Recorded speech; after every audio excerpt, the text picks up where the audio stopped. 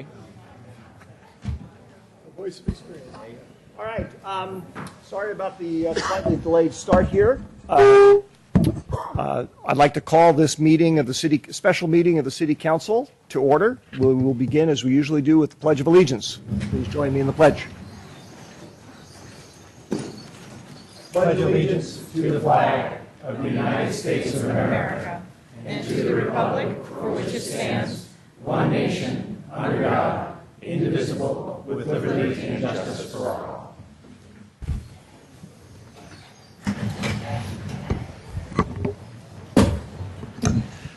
Thank you.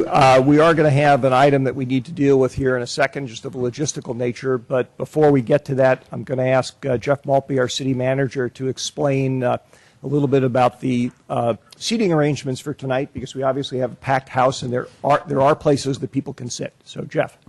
Thank you, Mr. Mayor. We have set up additional space just sort of diagonally from City Hall at the Adult Community Center in the Chestnut Room, where we have staff. There's a viewing area for people to be able to watch the meeting, and there's an arrangement for those folks that would like to speak in this meeting to be notified to sign up to speak over there and to come back over. So if you'd like to be more comfortable, you can just head on over to the ACC. I think Jeff, it's that way, right?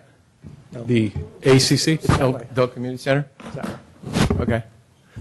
I think it's right that way. Okay.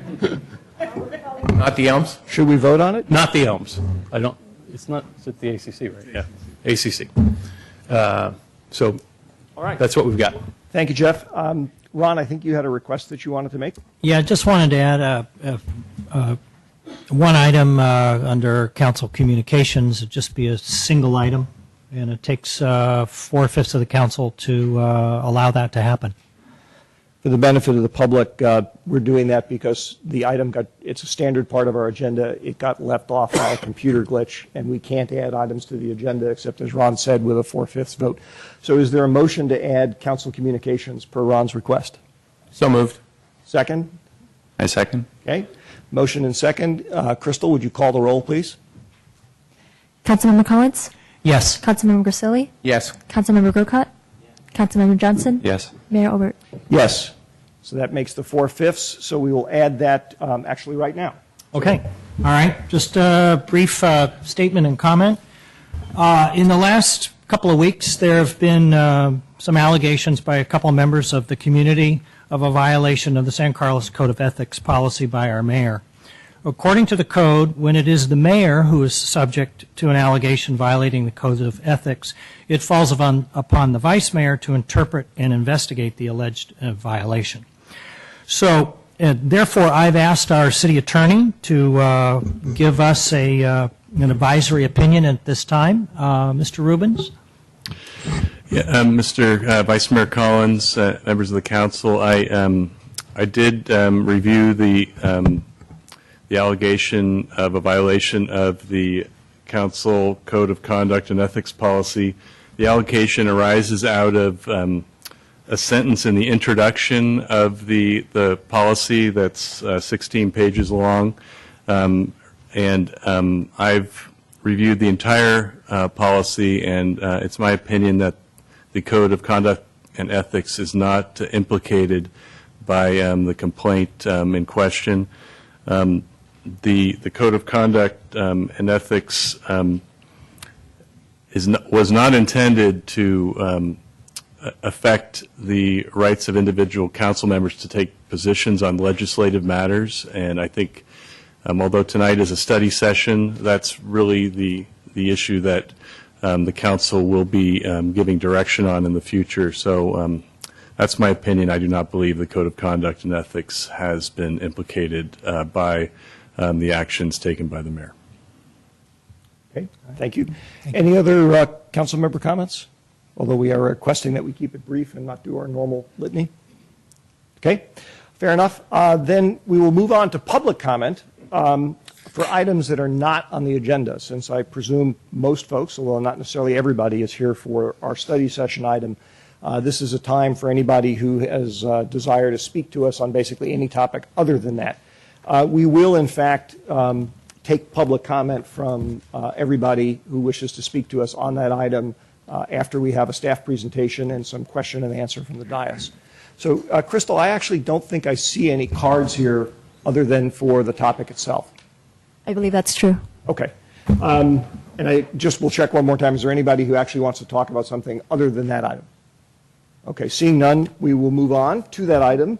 Actually, technically, we have a report from closed session, but Mr. Rubens, Jeff, Greg, I don't think we had a closed session. So There nothing was to no report. closed session tonight. Then we will move on to item 5A, the study session for tonight. Study session on all options related to proposed disposition of the North Crestview site, APN 049041050, including property exchange, sale, ballot measure issues, and proceeds and potential expenditures. Jeff? Good evening, Mr. Mayor, members of the City Council. My name is Jeff Malpe. I'm the city manager here in San Carlos. I'd like to welcome this large audience to City Hall. It's always nice to see a big turnout when we're talking about important issues that face the city. There's obviously been a lot of community dialogue that's taken place on this issue over the last couple of weeks, as the council's aware, but the public may not be fully aware. This is really the beginning of this issue. This is the first public dialogue the city council's having on this, with one minor exception. The city council last September talked a bit about the Crestview, the North Crestview property that we'll get to in just a minute. In terms of what its value was, the council was curious as to what its value was and what might be some of the options that the city could do with it, which triggered the city pursuing an appraisal, and that information is in my report this evening. So this is really the beginning of the discussion. The city council has not made any decisions. The city council will not be making any decisions tonight. If we get through our presentation, the Q&A, and the lengthy public comment that I'm sure we'll have this evening, then the council would begin to get into dialogue, which will hopefully provide some direction for staff so we can begin to focus. What we're talking about here, what's in front of us, is really a series of opportunities that tie to one piece of property, a valuable piece of land that the city's owned since the mid-1970s. With any opportunity, there are always challenges, and because we have a lot of different possible opportunities in front of us, there are a lot of different possible challenges, and a lot of those have been kicked around on websites and in the community, which is why I wanted to start with a few quotes, because I think most of us in this room are going to experience some of these things this evening, and probably have experienced some of these over the last couple weeks. One thing that that folks that know me have heard me say from time to time is the Theodore Roosevelt quote about the best thing you can do is the right thing, and the next best thing you can do is the wrong thing, and the worst thing you can do is nothing. And I think that sums up what the council's going to be wrestling with this evening, because all those choices, depending on your point of view, are out there for you. And I know there are differing points of view in the community on the various options that we've tried to outline in the staff report. Staff's role really is to try to, in a very compressed time frame here on this issue, provide some facts and some input that the council can begin to use to help formulate their opinion to ultimately arrive at the direction we need to begin to pursue an actual outcome to this opportunity, whatever that opportunity is that we learn from this evening. And of course, the council is elected by the people, and we're going to hear from a lot of people. I know I've received a lot of emails over the last few weeks from various sides of this issue. In fact, a few sides that I hadn't even considered until I got those emails. So that public process, that public dialogue has already had an influence on some of the information you're going to receive tonight. I'm sure it's going to have more influence as we move forward. And then ultimately, Churchill's famous quote about perfection and change, and what we are talking about is change, and there's going to be a lot of obstacles to this change, as there are with any project that's faced with the city, certainly anyone of significant value to the community. affecting a lot of different people. There are going to be obstacles, there's going to be challenges, and as with any of the projects that we tackle, those challenges fall to the staff to be worked out, turned into opportunities, and ultimately brought before the City Council for final approval. So without any further stage setting, we'll get into the presentation here. It's not a particularly lengthy presentation. The staff report wasn't particularly lengthy either. We tried to provide a number of attachments that would be backup documentation to help stimulate thought and provide some of the pros and cons as we see them. One thing I'd like to point out and just make clear is, this is a work in progress. This was put together very quickly. We haven't done a large study on this issue. There's a lot of different boxes that are going to have to be checked before anything actually becomes a reality. Even if the council were to settle very strongly on a direction tonight, there still may be information and other hurdles that come up in the future that may change or reconfigure the council's thinking. So these are very early days. I thought we'd start by a picture we had taken, an aerial photo of the Crestview site for those folks who aren't familiar with it. This area right here is fairly steep as it leads up, so when you hear people from the community that are familiar with this project talking about some of the obstacles, this is to development. This is a big one here. This land back here is San Francisco watershed, and this is the famous or infamous, depending on your point of view, potential I-280 connector, and you can just see a piece of 280 up here in the corner. There are townhomes basically surrounding this property that were all built in the late 70s to early 80s, I believe. And here's the Terra Linda site that's gotten a lot of discussion. You can just see a piece of the school really down here, and then the backside where there's kind of a dirt ball field now. This area of the property, I don't want to call it steep, but it's definitely sloping. Doesn't appear that way. And then I think if anybody here from the school district can correct me, I think this is a preschool, is it not? That they're Montessori school. Montessori school, okay, that they're operating right now out of sort of portables. So this in general is the land that's being talked about or proposed as a swap. I believe there's a section over here that, and this is slightly larger, this triangle, than the Crestview site. And I believe this area here is kind of on the school district's mind for a small courtyard type facility to help service the schools. But I think at this point, everything is still subject to discussion with the school district on this area outlined in red. And then real quick, I want to just show you a video. This is the Terra Linda site, just to help familiarize folks who aren't particularly familiar with the school. This would be the access point to the back of the property through the school, how you get there now. Now you're kind of looking from the back side of the property. You can see you're looking down at the ball field now, so the school's out in that distance.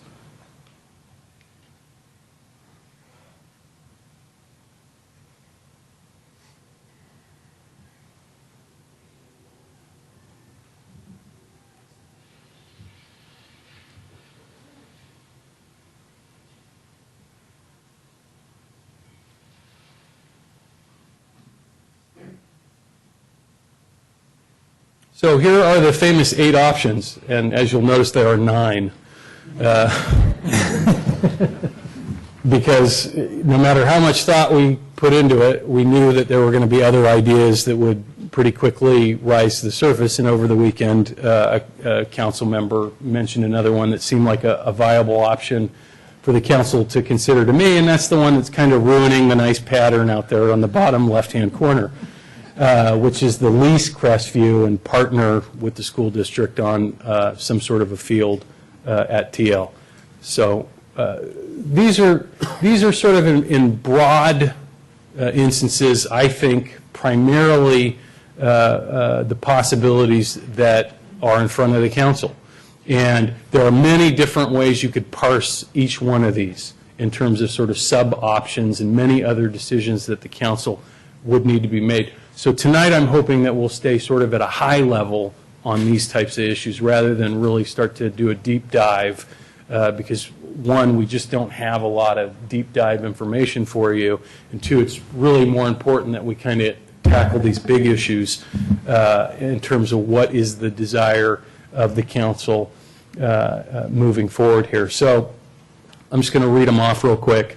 You could decide to sell the property at North Crestview to the school district, very, straight real estate transaction where instead of putting it on the market, you're saying, we've identified a buyer, we know what we want for it, here you go, and we move forward from there.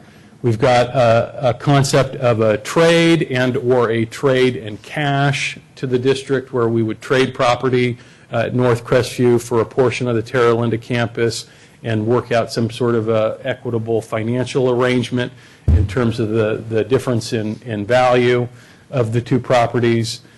You would presumably then build a park under that option or some type of park and recreation improvements to the site at TL. You have another option that's basically exactly the same as the one I just mentioned, only it says you don't want to build a park or recreational facilities on the backside of TL. You'd like to see housing built back there. Now, it's currently in a zone for single-family homes. Years ago, the city and the school district had contemplated building affordable teacher housing on the backside of TL, from what I understand.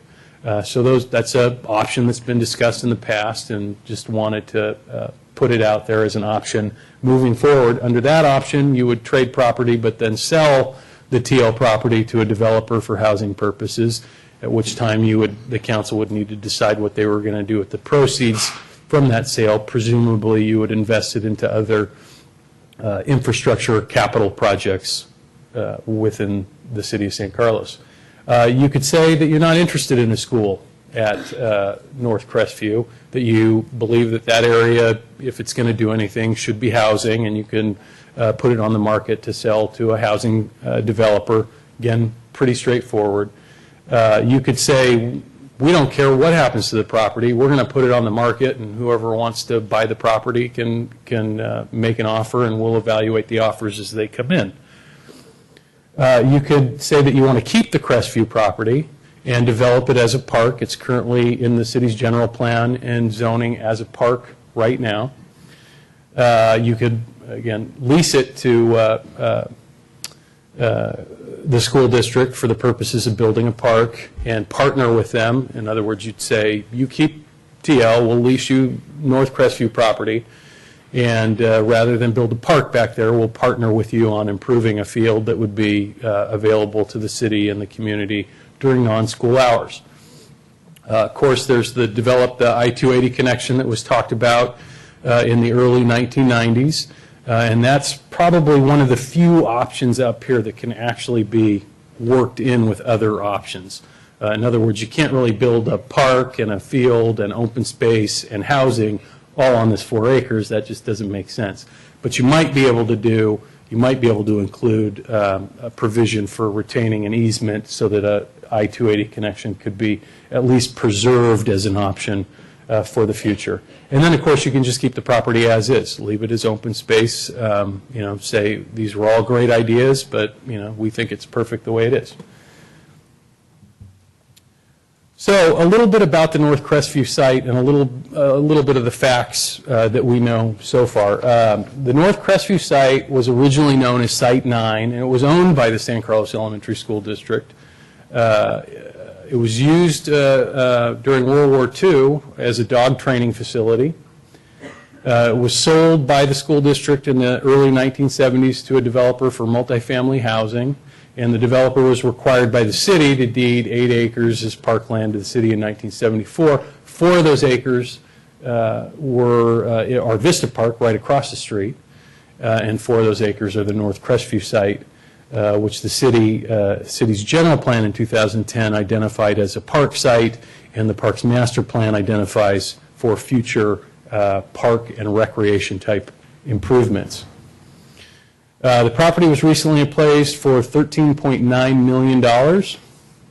The city received an unsolicited offer of $18 million to build multifamily housing similar to the townhouses that are around it on the neighboring properties. That offer's currently expired. It had a date. I think it expired a couple of weeks ago now.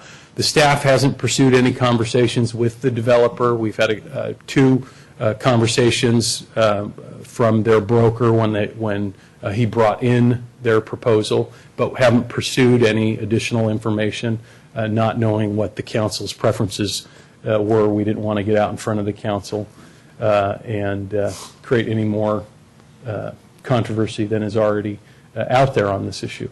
Any sale or trade would require a 50 plus 1% of the voters in San Carlos. Mr. Malpe, it's really, isn't it 50% plus one vote? I'm sorry, 50% plus one. Okay. Yeah. Yeah, the percentage mark is in the wrong spot.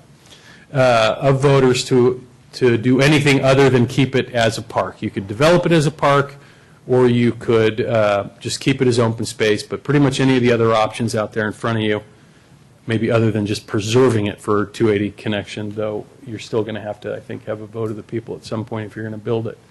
The city attorney's memo outlines a secondary approach that I think is a false choice. That's really going to be the one recommendation that you hear from me tonight is I believe regardless of what you do, you're going to need to take this to the voters unless it's do nothing, in which case you don't. The alternate approach, again, which the city attorney can talk a little bit more about, requires 4/5 of the council. It requires the city council to make a lot of findings that at the staff level we're not comfortable today, and that doesn't mean things won't change as we go down this road, in terms of recommending to the council any way that would require you to do that. Any development, any development other than as a park will also require amending the city's general plan and the zoning. As I've mentioned, it's currently in the general plan and zoned as a park. So if you're going to do a school or road or housing, it's going to require general plan and zoning changes of the city council. Talked about the I-280 connection. The school district's proposed a trade plus cash for a similar size position. The TL campus, that 4+ acre site on TL was appraised at $12.5 million. And remember, a couple of slides ago, the Crestview property was appraised at $13.9 million. And then, of course, we had an offer for $18 million in the last couple months on the North Crestview property. We haven't conducted any specific land use or environmental studies of either North Crestview or Terra Linda, and we can maybe in the Q&A get more into that if you're interested. Again, that may be a level of detail that we don't need to get into tonight, as we can probably talk for a long time on that. But you will need to do some land use as this moves forward. There will be some CEQA requirements if you're going to do anything, either with TL as a city or with North Crestview, either the school district or the city. So keep or dispose North Crestview. Why keep it and how to dispose of it are kind of one of the first questions. Again, keep it as it is, build the park, build the 280 connection, or some other ideas. You guys always have good ideas. The community always has good ideas, and we want to be open to those in the dialogue as well. We've covered the market and sell options. We've covered the sale to the district. We've talked about selling it to a developer. We've talked about trading it for the Terra Linda site. We've talked about the possibility of a lease, and we've talked about other possibilities. And again, and you're going to hear me repeat some of these things because I'd like it to be real clear what we're talking about for the council and the community tonight and what we're not talking about. It would require a 50% plus one, thanks Bob, of the voters to be able to do pretty much all these things other than keep it as is. Likely choices, again, open space, a finished park. This is for the future of the North Crestview site. You can see open space, you can see a finished park, you can see housing, you can see the 280 connection, you can see a combination thereof. Some of the pros and cons, and obviously, we can probably make this list on both sides on all these issues very long. This isn't meant to be all-encompassing. These are just some of the ones that immediately spring to mind. The pros of open space: it's there for all the visitors to explore. It's a natural environment. It's in a very beautiful setting. It doesn't create traffic or other negative quality of life impacts on the neighborhood that exists there today. The cons are that the charter school will need to be built somewhere in our community. San Carlos is not a big town. We're a town of about 28,000 people.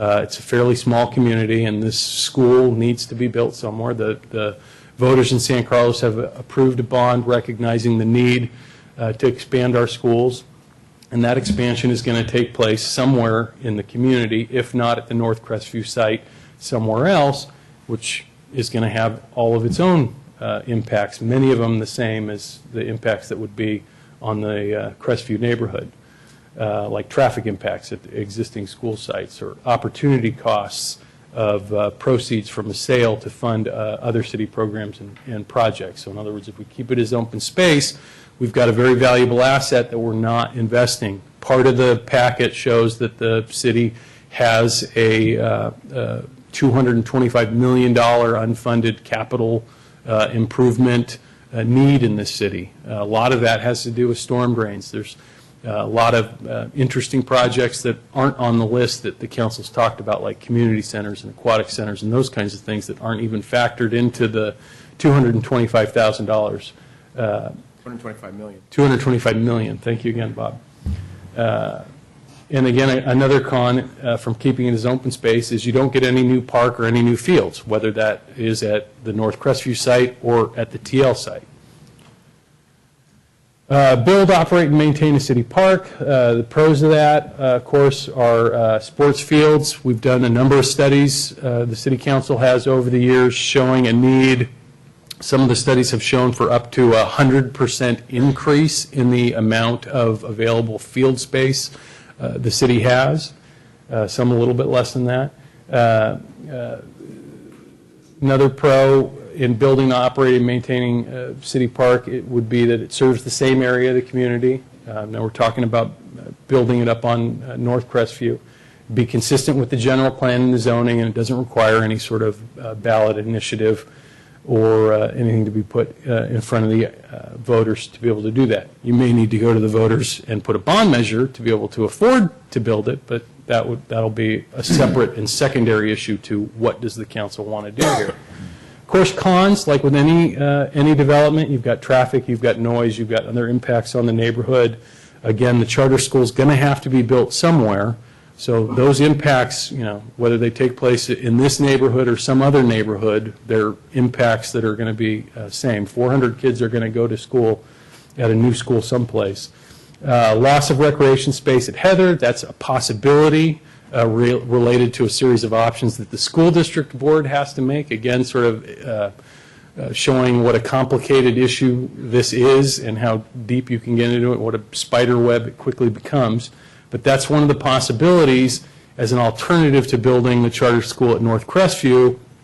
Heather and Arundel are the two primary alternatives, last I heard, that the school district board was talking about. And if it's built at Heather, there's a nice field that's widely used by sports groups in the community that would be, at least a good portion of that would be taken out, which would be a con certainly to the community, and it would exacerbate the studies that we've already done showing a lack of and a need for additional playing field space in our community.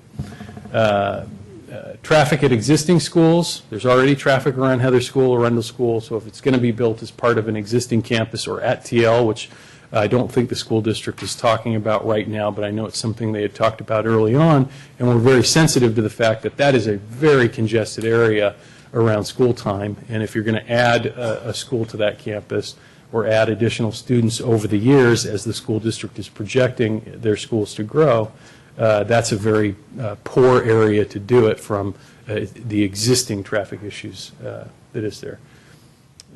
And then, of course, the con is funding for being able to build that. Build a charter school on site of North Crestview would provide the school district with the needed land for new schools. It meets its land area requirements for a charter school, which is a little different than other school facilities from what I understand. I'm not an expert. charter school recreational facilities that are built as part of the school.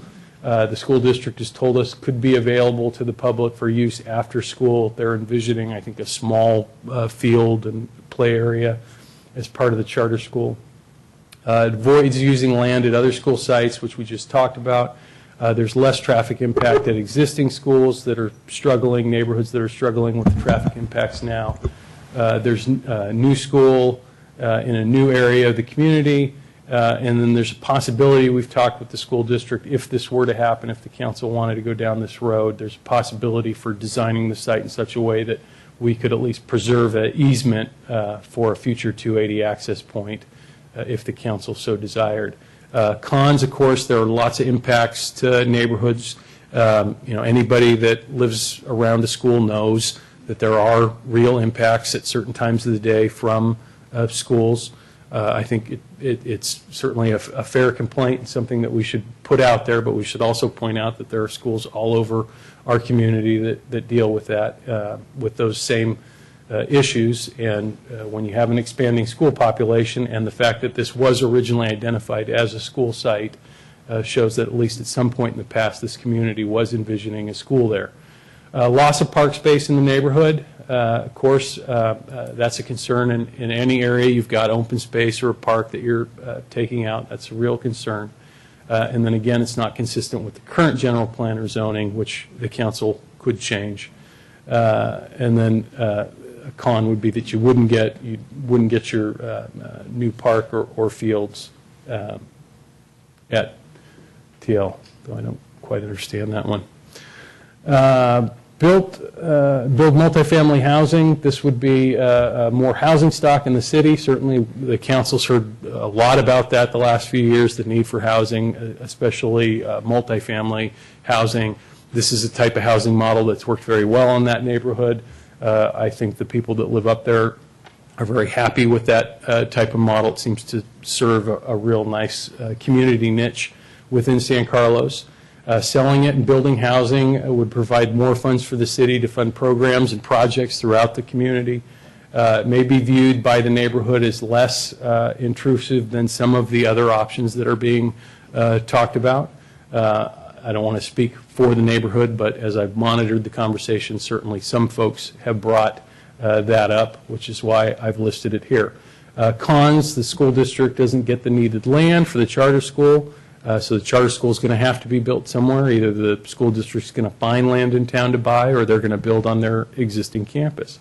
Loss of potential parks and sports fields for the community. Again, there's an opportunity cost to not doing this at TL, so you kind of lose what you don't necessarily have. You potentially lose Heather, and you potentially lose the ability to have Parks and Rec. You do definitely lose the potential to have parks and recreation facilities on North Crestview under this option. More traffic and noise at existing school sites. It's not consistent with the general plan and zoning, so that would have to be changed. Build the I-280 connection. Certainly you'd have easier access for residents in San Carlos to I-280. You could decrease traffic in other more heavily congested portions of the city. We haven't talked to the city of Belmont, but certainly we know from past discussions that have taken place about the barrier on Hallmark that there is a relationship to the city turning down a 280 connector years ago, and that if San Carlos was interested in pursuing an I-280 connection, and if that could happen, I think we would find at least Belmont willing to talk about taking down the barrier, which would have not only, I think, positive traffic implications for our community, but Belmont as well. Now the cons. It doesn't provide school district with needed land, and it may require a new school built on existing sites, thus impacting, again, traffic and noise in those areas, as we've discussed.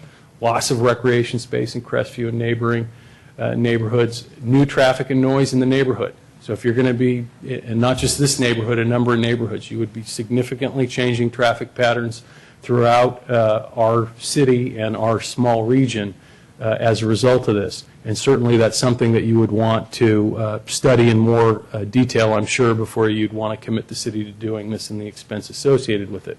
Caltrans has not agreed, which of course they would need to agree, and the San Francisco PUC would have to be involved as well, as this land, this small piece of land between what's there and our land is part of the San Francisco watershed. And then the last option which came up, which was lease the North Crestview site to the school district. Pros, again, the city would generate revenue from that. We were able to come up with an estimate of $595,000 a year. This is primarily based on commercial leases, because that's what we were able to find in a very short period of time. This came up over the weekend. We got some information today. So I would take that number as just sort of a starting point to put out there and not put a lot of specific stock in it at this point. I've got a lot of questions, but I received that number at 4 o'clock today. So again, take it with a grain of salt. It's a starting point in a longer conversation in terms of what the lease value of that property is. Another pro would be partnering with the school district to develop a portion of TL for recreation use. So in other words, instead of building a park at TL, we jointly invest in a field improvement project on the backside of TL, and perhaps either the city puts money into that or negotiates a more favorable lease rate on the Crestview property for the school district. There are lots of different variations that could play out. This would result in more sports fields and other recreational facilities in the TL area, and it provides the school district with the needed property for a school facility. Cons, of course, again, are traffic and noise impacts to the Crestview neighborhood, loss of park space in the Crestview neighborhood, and not consistent with our land use and planning that's currently in place. The key initial questions that the staff is hoping the council can address either tonight or at your next meeting, depending on how much time you have tonight, are: does the city council desire to keep the North Crestview site or dispose of it? Keeping it's pretty clear. You're either going to keep it for a park or you're going to keep it for open space. So I don't think we have to spend a lot of time on that. If that's the council's preference, I think it's pretty clear. If the council wants or chooses to dispose of it, in what form? That's where we start to get to a more level of complexity, more options in front of the council. Do you want to sell it? Do you want to trade it? Do you want to lease it? Is there a combination of those things you want to do with it? Do you, the city council, have a preference for the future development of the North Crestview site? Do you want it to be a park? Do you want it to be housing? Do you want it to be a school? Do you want it to be a way to connect to 280? I don't believe you can choose all of the above, as much as I wish you could. I don't think that's a reality in the universe that we're occupying. Does the council desire to invest in building and operating a park at the Terra Linda site? You know, as we've outlined, there are options that exist where you can work with the school district on putting a school at North Crestview without envisioning building a park at Terra Linda. And you know, I think there are lots of good reasons to build a park at Terra Linda. There are lots of bad reasons to build a park at Terra Linda, just like there are lots of good reasons and bad reasons to do this at the North Crestview site. There are site limitations. There's access limitations. Both properties are marginally on the boundary. Both properties are close to other parks and recreational facilities that already exist. However, that said, both properties are also, you know, amongst the largest acreage currently available in a small community. So those are some of the questions that we really need to begin to focus in on, so that we can focus our staff resources in working with the council and the school district and the community in terms of moving this issue forward. As you know, the school district has a desire to sort of get this question answered quickly. So in other words, as I've said to the council before, if there's not a desire to see a school at this site, you know, one of the kindest things you can do is tell the school district there's not a desire to have a school at the site, rather than draw this out for 6 months or a year and then say there's not a desire to have a school at the site. We think there's a lot of options that are before you this evening. Again, this is typically something that I would be much more comfortable having had $100,000 in 6 months to fully vet all these options for the council so that you were getting a really complete package of information before you were being asked to consider this. But we don't live in a perfect world, and the school district has real world issues that they're trying to address. They had a very interesting idea that's led to a lot of opportunities for the city of San Carlos. That I think we, and I think the council agrees with this, owe it to them and the community to try to have a dialogue and vet those options tonight before we come to some conclusions and begin to move forward. So I'm sure the council has loads of questions. I'll do my best to answer them. The city attorney's here. He can speak to sort of the legal process that's involved here because there is a whole body of law that discusses how do you go about getting rid of a park. You can't just decide to do it. There's some very specific provisions under California law about how you do that. Our city engineer is here as well as our Parks and Rec director, so as well as a number of other staff members. So we'll do our best to try to answer as many of your questions as we can tonight. I'll apologize in advance for the questions we can't answer. We'll write them down and put them on the list of already growing questions that we've still been unable to answer at the staff level, and as this process moves forward, we'll answer those. I'm sure this won't be the last time this item's before the City Council in the next couple of months, so we'll have plenty of opportunities to continue the dialogue and to continue to try to answer questions and provide data. Thank you. Jeff, are there going to be other staff presentations? Yep. Okay, thank you. Questions for staff? Cameron? All right. Thanks very much, Jeff. So I wanted to just talk a little bit about the timing and the process and sort of a potential timeline here. What is our best understanding of the school district's preferred timeline? And can you, if this does require a vote of the public, what is a potential timeline for an election? Would it be in November? Would it be done sort of off-cycle with a general California state election? Can you talk a bit about that? Yeah, and I'm just sort of speculating a little bit in my ability to answer that question. I believe, if I'm not mistaken, I was at the school board meeting, the last one or the one before that, where they talked about this issue. And if I'm not mistaken, I was Craig. Yeah, Craig's here. You said you were going to November would be the first election, but you wanted to, November's the drop dead date, and you wanted to get back and have a meeting on it next month, right, at the school district? So I think the school district was hoping to have, an indication about where we were going by next month.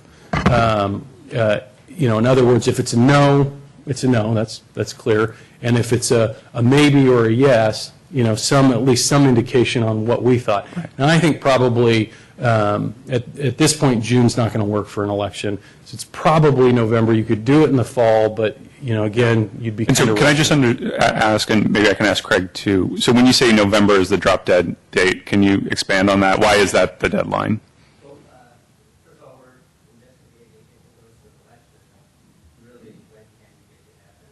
It sounds like we're past the deadlines that were back in August, that we window, so November is probably the first time that. But for us, it is related to our bond dollars and what the access to the house and build school time. I see. To meet the demand because we're growing so quickly in schools that we have to. So I'm just going to summarize for the folks watching at home, since they weren't able to hear Dr. Baker's response, that there are some timeline, deadline issues with the school board in terms of how they expend their bond proceeds that were approved by the voters that they need to meet by next November. And then there are election deadlines in terms of what, how much notice in advance you need to provide voters before you can put something on the ballot in front of them. So I think the school district believes, and we believe, that it's probably a November ballot issue. Great, thanks.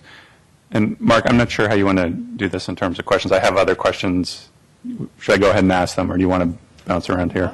I think I'm going to go out on a limb here and say that everybody's probably got a number of questions. So if you'd like to ask, why don't we each ask like three, let's say, and then pass the baton and we'll circle around. Okay, that sounds good. So the second question I wanted to ask, I've received a number of emails from folks who live up in the general vicinity of the North Crestview site concerned about traffic, noise, about a potential school. And you glossed over that a little bit in your presentation. I wonder if you could spend what's the city's sort of best understanding of what the impact would really be from a traffic perspective? What would we have to do to find out what that impact would be? What are some potential mitigation mechanisms? If you could just expand a little bit on the direct impact to the neighborhood. That'll be an easy question for me to answer because that's going to be definitely one on the list that's on our radar, but we just don't have any answers. We understand that it's a school population of approximately 100, but there are no existing traffic studies. I think it's 400. Is it? I'm sorry, 400. That's what was in my mind, but obviously didn't come out of my mouth.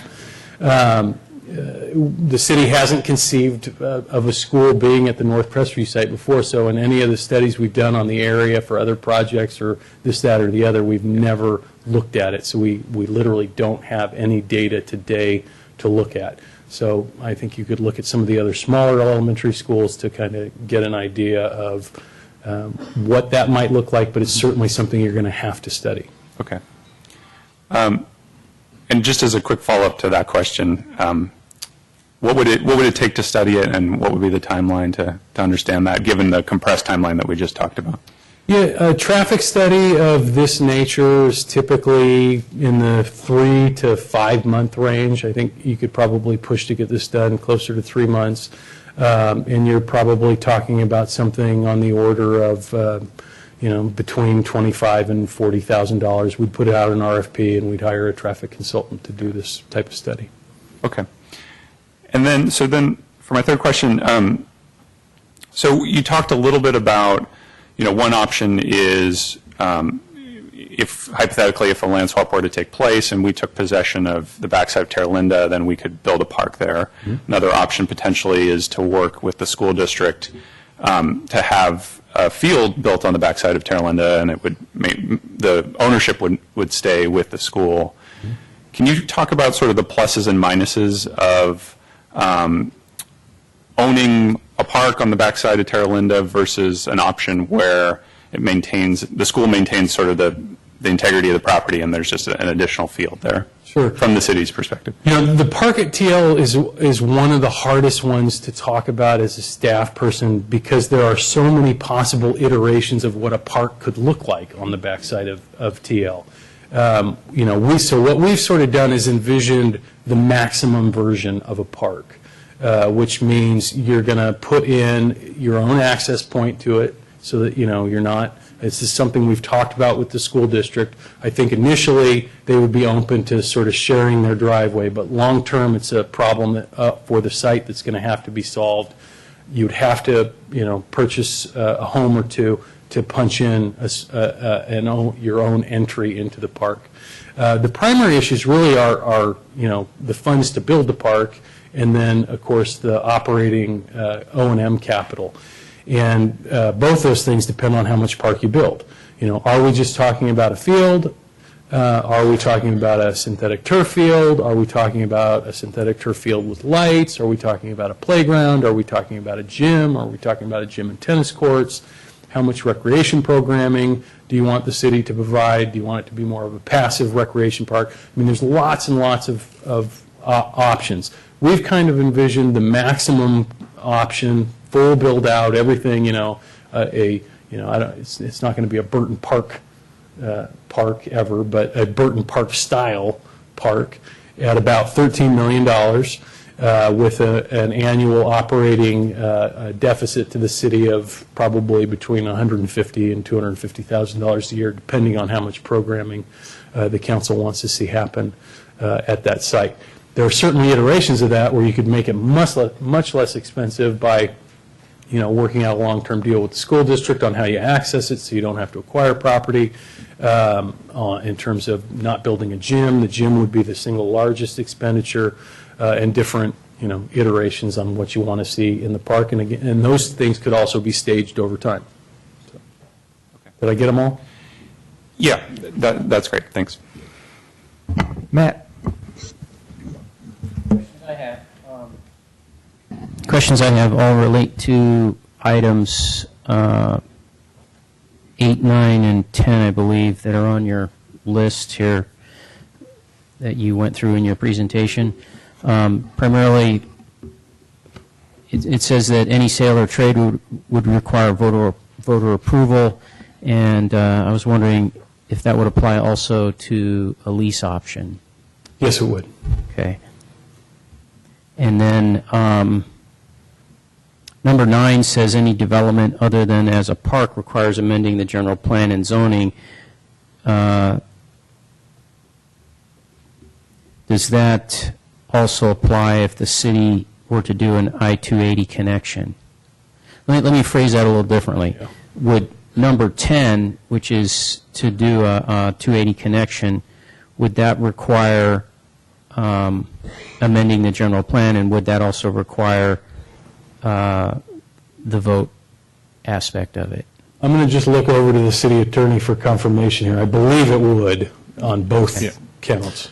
Yeah, because it would be discontinued as a park, it would probably require election unless there's one exception in the government code that talks about a small taking out of a small portion of the parcel as to a park use, and that's the one exception to the special election. And I can look up the amount of space that is in just a second.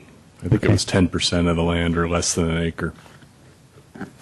Okay, those are my questions. Thanks.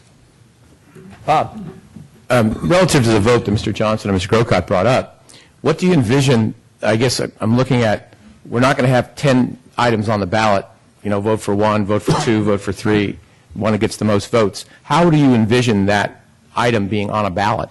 The law is fairly specific, and again, we can hear from the city attorney on this in more specific detail if you want, if you want to get into that level of detail. But the question before the voters is, do you want to dispose of it as a park? Not what do you want to see it become. Right. Okay. It's just, do you want it to not be a park? Okay. After that, it's within the council's discretion to decide what you want to do with it. So if the voters have to say. So if the voters It's say not- we want to dispose, we'll let you dispose of it. Right. Then it's wide open for whatever the council decides. That's correct. And presumably, the council may have an idea of what it is they want to do. Right. There would be, that you would provide information to folks as part of an informational campaign, which Understand. you're allowed to do. But that's not the question before the voters. Understand. And then if they say we want it as a park, then that precludes any other use of it.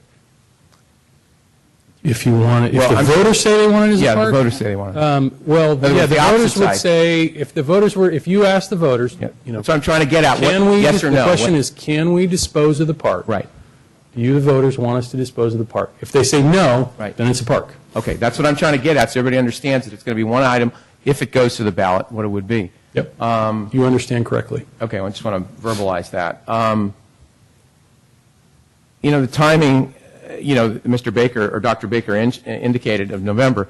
Well, assume that the electorate said you could dispose of it. I'm just going to make an assumption, and I'm not saying it's going to happen. I'm just saying let's say that happened. Okay, that's November 5th, 7th, whatever day it is. Well, we haven't even had any meetings, so we have to meet, and it's not a one-meeting deal. It's a long process. So I don't know quite how that fits in when it says when it's like a November drop-dead date. There's no way in November that we would ever have any kind of a solution to this issue.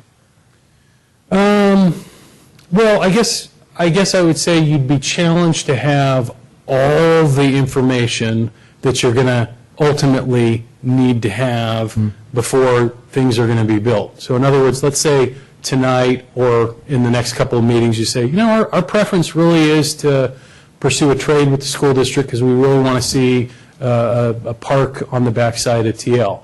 You're still going to have to do environmental work, you're still going to have to design the park, all those things are going to happen, but you could still have an election go forward at the same time because the question's real simple. I understand, but what I'm sort of getting at is, you talked about 25 to 50 or 40,000 for a traffic study. Now you're talking about environmental, you're talking about staff, you're talking about this, that. We could spend hundreds of thousands of dollars, if not even $1 million, and come up in November and the electorate says, what are you guys smoking? We want a park. Right. Okay, so I want to make sure everybody understands that if we go in a certain direction, there could be an awful lot of money spent on this, and then it doesn't happen. So it's a difficult issue, is what I'm trying to get at. It's a very difficult issue. It's not a normalized type situation. It is, and that's one of the complexities that I tried to point out. I think you did a better job than I did in terms of summing it up. You're right. To move quickly, the risk is we're going to have to spend some money with some uncertainty as to what the outcome's going to be, because the outcome's not going to be up to us or the dais Right. specifically. It's Right. up to you to get the ball rolling, but, it's up to these people and all their neighbors Right. behind me in terms of whether or not we can proceed with anything other than keep it as a park. Okay. Can I get one more, or is that, I already asked three? You can do one more. Thanks. Let's assume that this parcel in North Crestview didn't exist. So the school district wants to build a school. What is our general plan or zoning? Can they build a school anywhere? I'm going to maybe look to the city attorney or the community development director, Al Savay.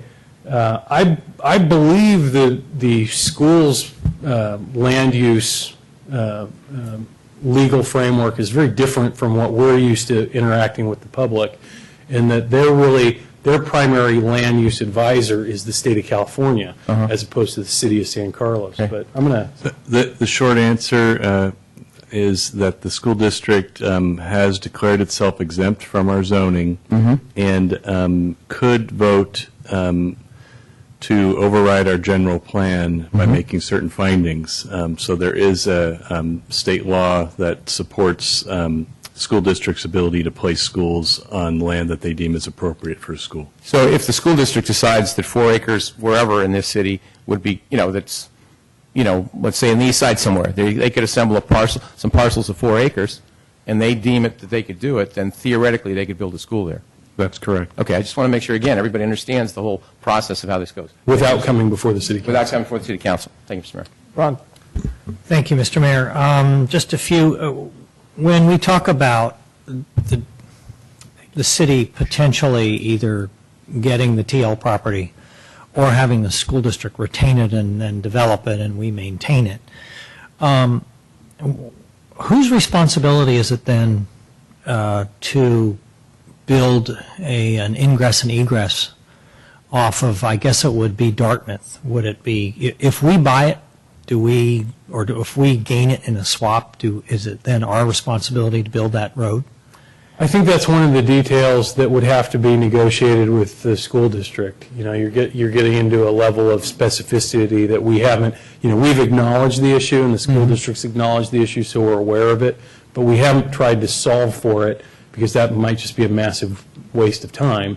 But either you would have the school district do it as part of the sale, or you would, offset the appraised value to take into account we were going to have to do that, or you work out some sort of other arrangement.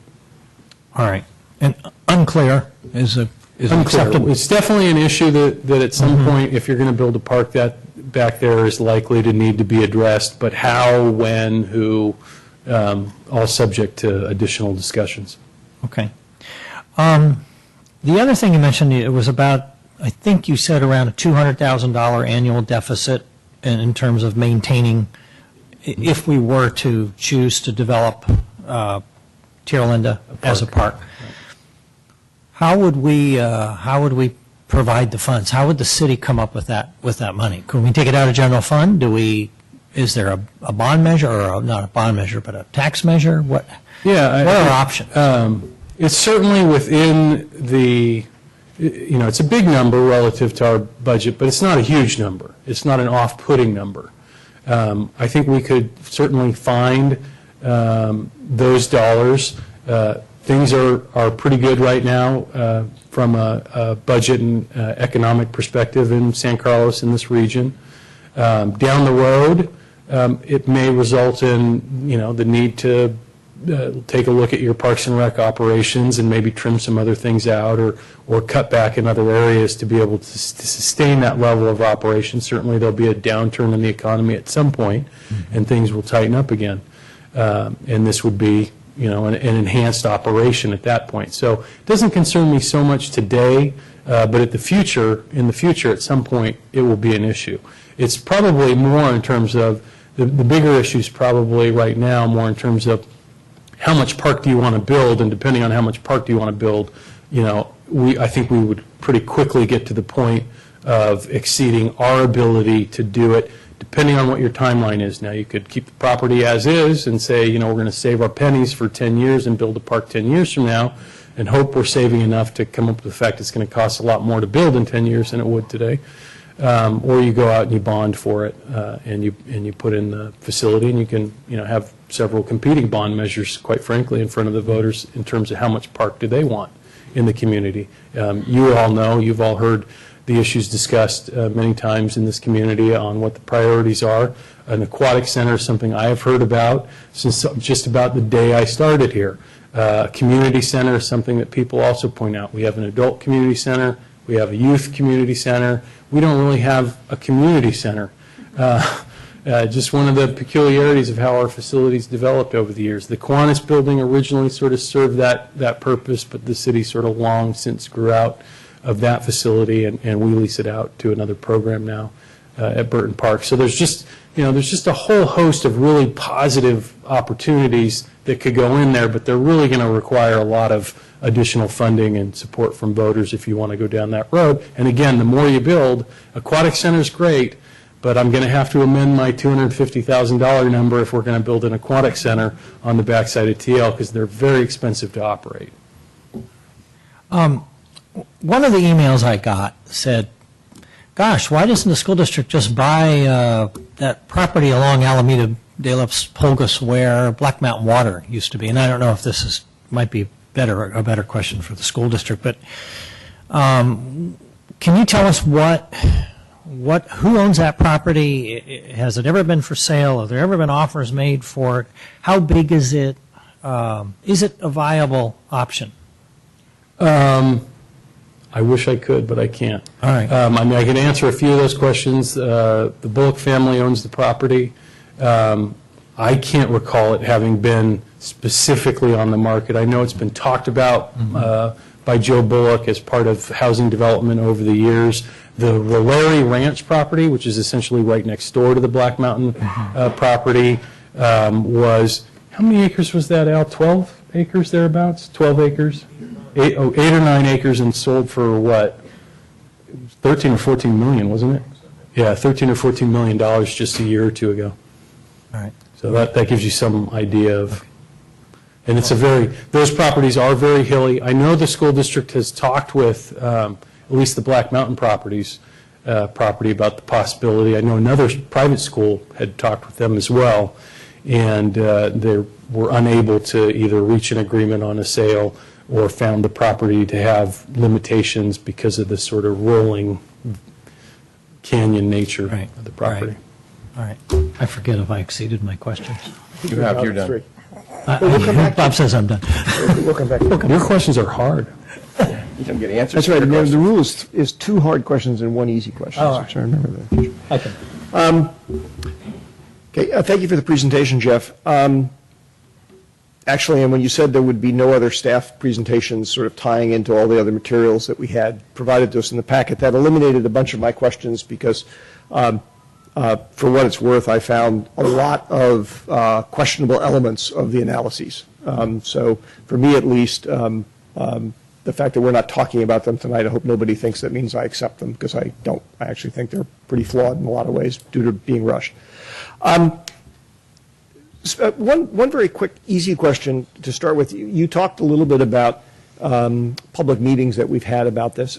I recall there was at least one 2+2 meeting where we had, 2+2 meetings, for the sake of the audience, are joint meetings of 2 people from the city council and 2 people from the school board and associated staff folks, where we talked about different options and stuff. And those are basically public meetings, right? So Yeah, that's correct. You're right. This did come up at 2+2 meetings. I'd say probably a year ago or more.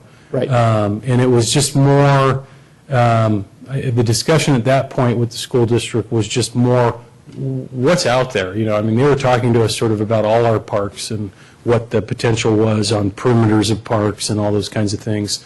For full disclosure, we talked about Burton Park at one point and trying to connect it to Central School, and just a lot of different sort of throw it on the wall and see what sticks type discussions. Yeah, I actually, not having been on the 2+2 at that time, I wasn't aware that that was discussed. I was just thinking about a meeting we had about 4 or 5 months ago where we had that consultant come in and lay out various possible fields and whatnot, depending upon what we did. I just want to make sure people understand that there has been some discussion about that.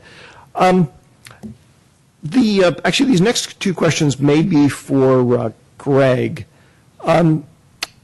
But Jeff, you started by talking about the ballot measure, or the item that would go before voters on the ballot would be a simple yes or no. Do you want to let this land be used for something other than park space?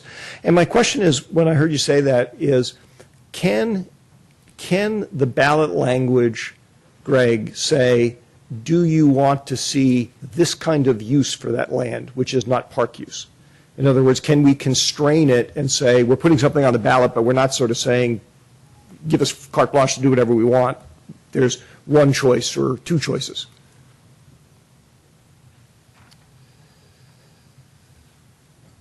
I'm looking at the government code sections that talk about. Try not to go blind while you do that. Yeah, I know. I'm reading from 38-450 of the government code, and it says this is the public hearing where the council can override any protests that are heard at that meeting. It says if the protests are overruled, the legislative body may adopt an ordinance calling and fixing the date of a special election to submit to the city electors the question of discontinuance and abandonment of the use of parkland on which the protests were overruled. So I think reading the plain meaning of that is it's a very simple question that goes on the ballot.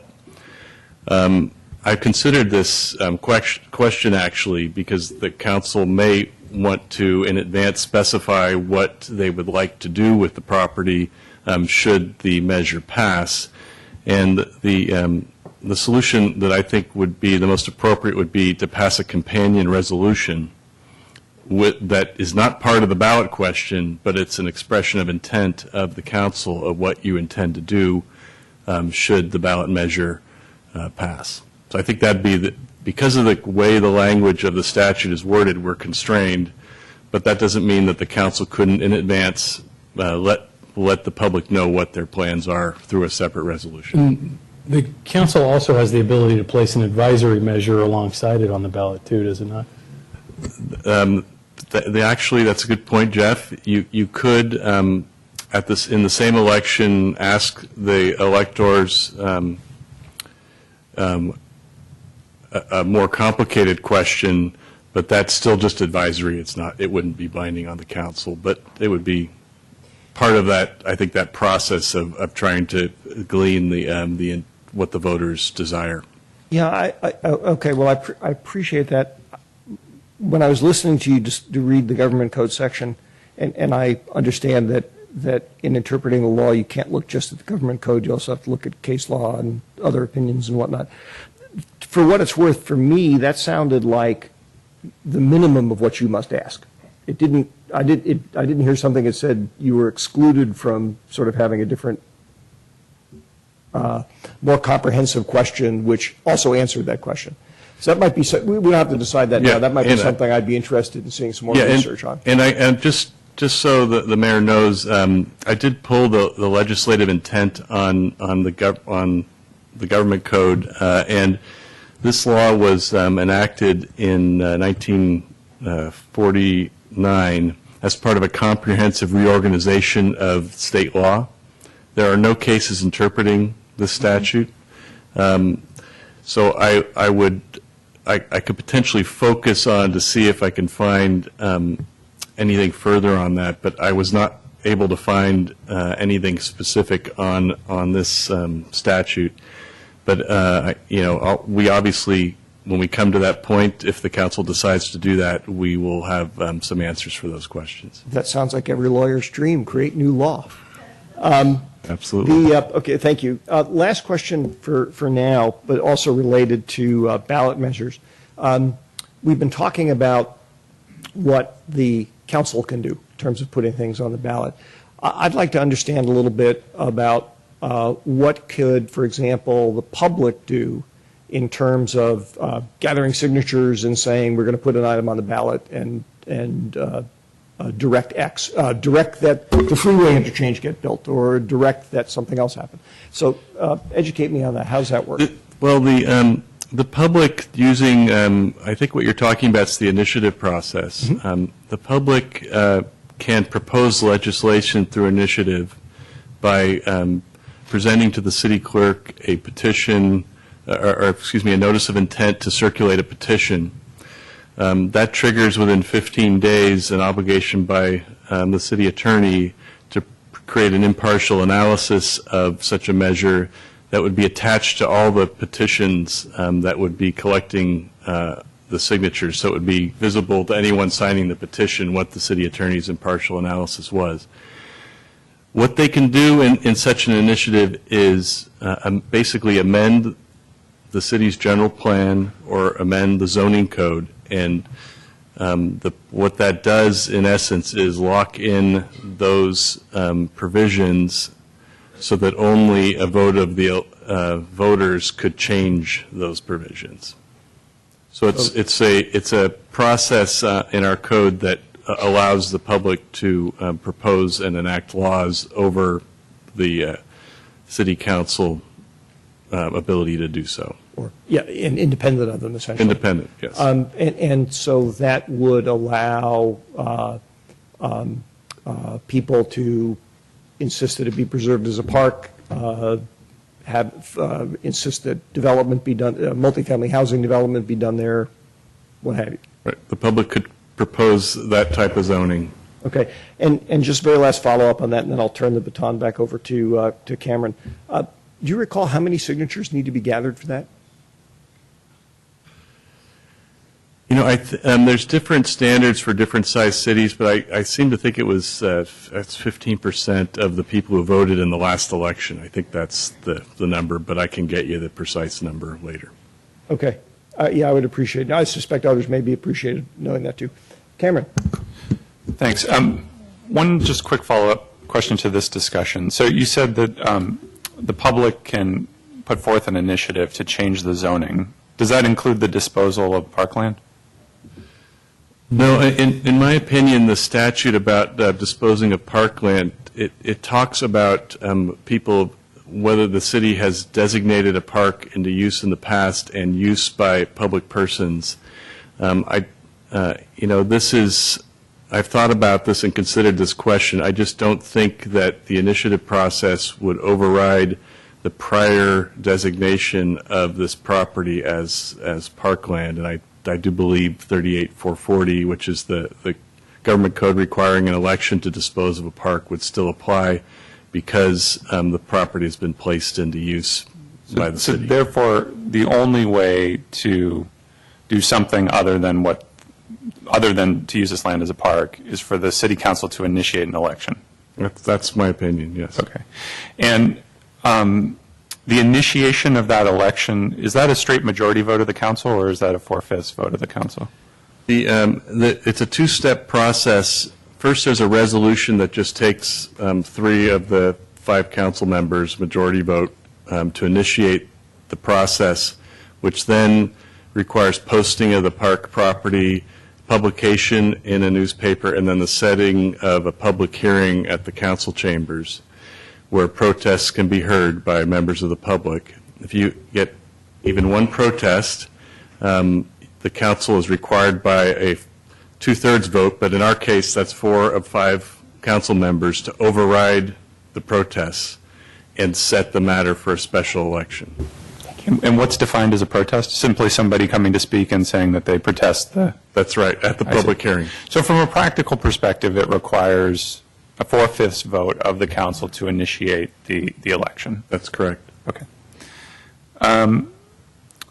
Jeff, earlier in the presentation, you said that this land had been envisioned as a school site. I remember you saying that. Now, can you be more specific about that? Is that simply because the land was once owned by the school district, or was it in fact envision to have a school on the property? Honestly, I can't speak to that level of detail in terms of the history of it. It was classified as Site 9 by the school district at one point, which tells me that at some point in time, there was a vision for a school up there.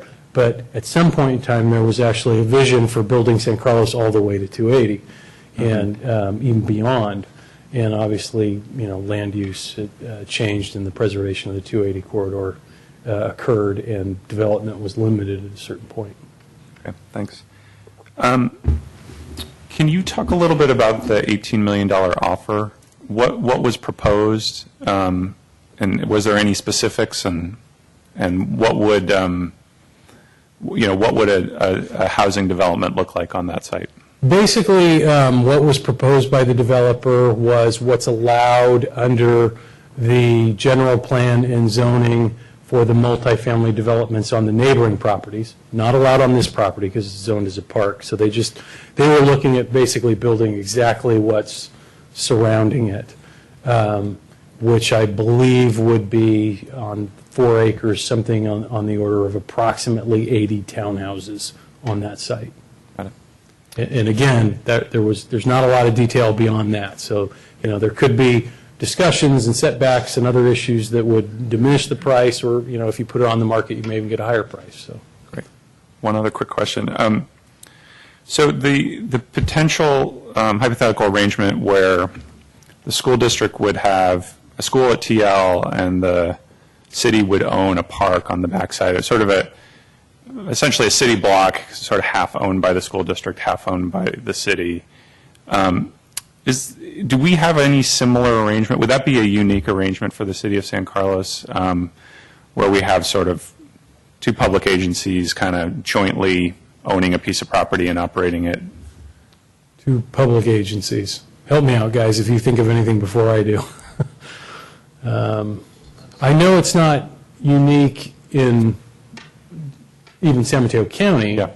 If nothing, because I know there are certain instances where there are county parks that abut city parks and that kind of thing. I don't think any of our facilities. Do you know of a school and a park on the same site in the county? It's I guess you could say Burton Park, where we have a preschool operating within Burton Park. But I can't think of like a proper school that's operating within a park. Yeah. There must be some out there, but I'm not aware of it. Perhaps I can answer the question, Councilmember Johnson. There's actually there's some Attorney General opinions that are in my memo that talk about school uses on parks, and they're generally prohibited, except there's an exception by a 2012 Attorney General opinion that talks about where it's not substantially interfering with the use of the parkland as a park. So in the earlier Attorney General opinion from 2008, that was the specific question asked, whether a school could lease land from a park, from a city-owned park, and the answer was no. The 2012 talked about shorter-term arrangements that don't substantially interfere with the use of the park, and the Attorney General, in that more fine-tuned question, said, yes, they can be allowed, but there is a line where you can't cross. Yeah. Well, I think the question is, thank you, the question is less about the leasing, but where you have, two properties where they're essentially, the school district owns one, the city owns one, they're contiguous, you're using the same public entrance. And to me, the question is, does that raise any concerns? Is that something that's done frequently, or is that unique? So, well, there is a park near San Carlos where there is an access easement across the San Francisco PUC lands at Pulgas Ridge. There's actually an easement across other public agency land at that location. It's I don't know if it's in the question related to the analysis in my memo about access and development costs and the comparison between the two parks, but there's an issue that I've identified there. Just to add, it may be, I'm not sure enough about the details to be sure, it may be that the situation involving Arundel, the tennis courts, and the rear access to Arguello, which is admittedly not a primary access to Arguello, actually fits that bill as well. Yeah, no, thank you. You're right. Okay, thank you. Okay? Matt? Okay? Bob?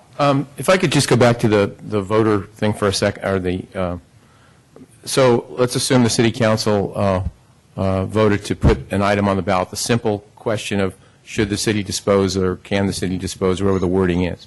And there's also an initiative that's drawn up by citizens, and they put on something saying we want it to be housing, or we want it to be a school, or there could be 2 or 3 items on there. Did you say that basically the first item that the city had put on would trump those initiatives? No, what I meant to say was that I don't think that an initiative that changed the zoning to something else Right. would necessarily mean that the city didn't have to comply with the government code to abandon the park. So if an initiative said, we want housing there, Yes. I still think that we would need to follow the procedures under 38440 of the government code, because it was once dedicated as a park by the city and put in use by the city as a park. Well, again, I apologize. I'm not asking the question very well. I'm trying to put it in layman's terms. There's 2 items on the ballot. Should we dispose of it? That's the city one, theoretically, we vote on. An initiative comes and says we want to put a school there. Right. Does it make any difference who gets the most votes, or what happens if they both pass? If they both pass, then the zoning. Or one doesn't pass. I'm just trying to understand who trumps. I think I understand your question, Councilmember Grisilli. If the park was decided to be, the voters decided to discontinue the park, Okay. and the zoning, and then there was a competing initiative that said, no, the zoning is going to be, it's still going to be park. Okay. I think that would preclude us from being able to sell that property to a developer. Okay, and let's say it said housing. But a school, if it said housing, then it could be housing, but the school district could still override our zoning code. If we still decided to sell to the school district, they could still build their school because they're not. I'm still confused. So why put an initiative on then? I'm just trying to understand. I mean, that would be. I apologize, but I'm trying to understand because I don't get it. Okay. I'm trying to figure out who trumps. Who's got the juice here? Because why go through an initiative if it doesn't make any difference? It might not make a difference. Okay. It might not make a difference if the city, after all of that, decided we still want to sell it to the school district. Okay. The school district could still build a school, whatever the zoning was there. Okay, and let's assume that we wanted to do housing. Does that also eliminate the initiative then? The initiative, you mean the initiative wants to put housing on there, or no? The way you want to slice it. I'm trying to figure out Okay. who gets who. So let me just go through some hypotheticals, Okay. and maybe I can answer your question that Maybe way. it's ABC. I apologize, Okay. but I'm So confused on. council puts on the ballot the election to discontinue the use of Right, the that's land what as a park. theoretically would be. Okay. The voters vote in favor of that. Okay. The property is then treated just like any other piece of property that the city owns, and the city can dispose of it, sell it to a developer, sell it to the school district, exchange it, trade it, lease it. We'd have a lot of flexibility. No matter what the initiative is. So competing initiative says, no, it's only going to be a park, or it's only going to be a school. Okay. That would preclude us from selling it to a developer. Okay. But would not preclude us from selling it to a school. Okay, so it does have some power. The initiative Yes. does have some power. Right. Depending on how it's worded. That's right. Okay, I just want to understand that. I apologize, but I didn't get that before. And so, just to sum up, all the initiative can do is affect the land use designation of the property. Okay. It can't force the city to do something with the property. Okay. In other words, you could say, we've had our election, the voters have said it doesn't have to be a park anymore, and there was an initiative saying the voters want it to be a school. The city council could still say, that's all fine, the zoning's changed now to school, and we could dispose of it as a park, but we're going to keep it the way it is. So they're not forcing the change, they're forcing the change in the land use designation. It's just general plan and zoning. It's not the actual action. That's that what I'm trying to resides get- with the city council. That's what I thought you were trying That's what to I'm get trying to get at. That's what I'm trying to get at. So it just changes the zoning, it doesn't change the decision. That's right. Okay. I'm sorry, I misunderstood your question. The I- public, I- that is I'm not a asking very well, proper sorry. subject for an initiative to direct the city council to take any particular action that is outside of the role of initiative. It would be an illegal attempt. I would be, if that happened, I'd be talking to the council about telling you that it's not illegal Okay, so initiative. all it can change is the zoning or whatever, but we still have ultimate, the five of us, theoretical, or the city council, whoever they are, have the ultimate power to do. You have the power and authority to enter into an agreement to dispose of the property I was after. just trying to speak to your question. It doesn't seem like an initiative goes anywhere. Actually, well, when it's my turn, we'll talk about that a little bit more. Just trying to understand. I was going to say, that counts for your next 3 rounds I of questions. understand. At least 3 more, sorry. No, it's But I'm just okay. trying to It was understand- good. It was good questions. It was good Trying to questions. understand it. Ron? I only have a couple. Can we go back to the traffic study for a minute? Exactly what would the traffic study encompass? What exactly would it look like? Detailed? Yeah, I mean, that is, Oh, yeah. that is pretty detailed. I think I'll bring up our city engineer to talk about a typical traffic study. Give myself a break. Matt Lee, City Engineer. Good evening, Honorable Mayor, member of the dais. So the traffic study, what it would do, it would project out the traffic impacts based on specific types of developments in the area. So the assumptions would have to be made of what would be developed there. They can obviously take a look at different scenarios, and they can project out into future years. So it would essentially indicate the types of impacts that would have on the road in terms of volume, and the impacts at the intersections in terms of their levels of service. So does it assume that we only use the existing roadways, that we don't make any other changes? It can make that assumption, but if we know for a fact that we will be adding roadways as part of the development, it can make that assumption too. As part of the analysis, sometimes, if it uses the existing roadway, it can indicate that it's a large enough impact that another roadway or another intersection may need to be created, or a traffic signal would need to be put in a specific area. It can recommend those things as part of looking at the analysis. Would it study whether or not, say, taking down the barrier between Crestview and Hallmark would be a necessary thing? Would it look at, would it even make that suggestion? Yes, I could imagine it would at that location based on the proximity of the site to the barrier. All right, and then following along that thread then, would it also look at what would happen if you both opened that barrier and created a 280 connection? Yes, it can do that. All right, and it would tell us with some reasonable accuracy what we could expect to see in terms of traffic flow. Yes, it can tell based on the assumptions that we make, it could tell us with some level of accuracy, based on the projections, what we can anticipate in that location. And I don't know if this is out of the scope of the traffic study, but would it go so far as to tell us what the impact would be, say, on Edgewood Road or Ralston? Or would that be outside the scope of the traffic study? It can do that. It just depends on the scope of the analysis and how wide out we want to, or how deep out we want to go with it. I Obviously, suppose that's a matter of cost as well. yes. Okay. And so, obviously, the further out you go, the study itself may not be as accurate because it's taking in more and more assumptions into account. The more assumptions you have, the possibility of having inaccurate projections. All right. So you start considering more things, you diminish the potential accuracy. of the Correct. report. Okay. All right. And then the next question, I don't know who this is for, but I'll just put it out there. So far, what we're looking at, what I've seen emails on, is do we trade the land or do we not? And the only possibility for trading the land is so that the school district can put a school on the Crestview, North Crestview site. So my question is, and it's probably, I don't know, Mr. Baker, maybe you can answer this. What if the city puts this measure on the ballot and says, do we want to change the use of the land? And the public says no. What is Plan B for the school district? Is there an alternative site? Is there a number 2 site out there that is sort of next on your list?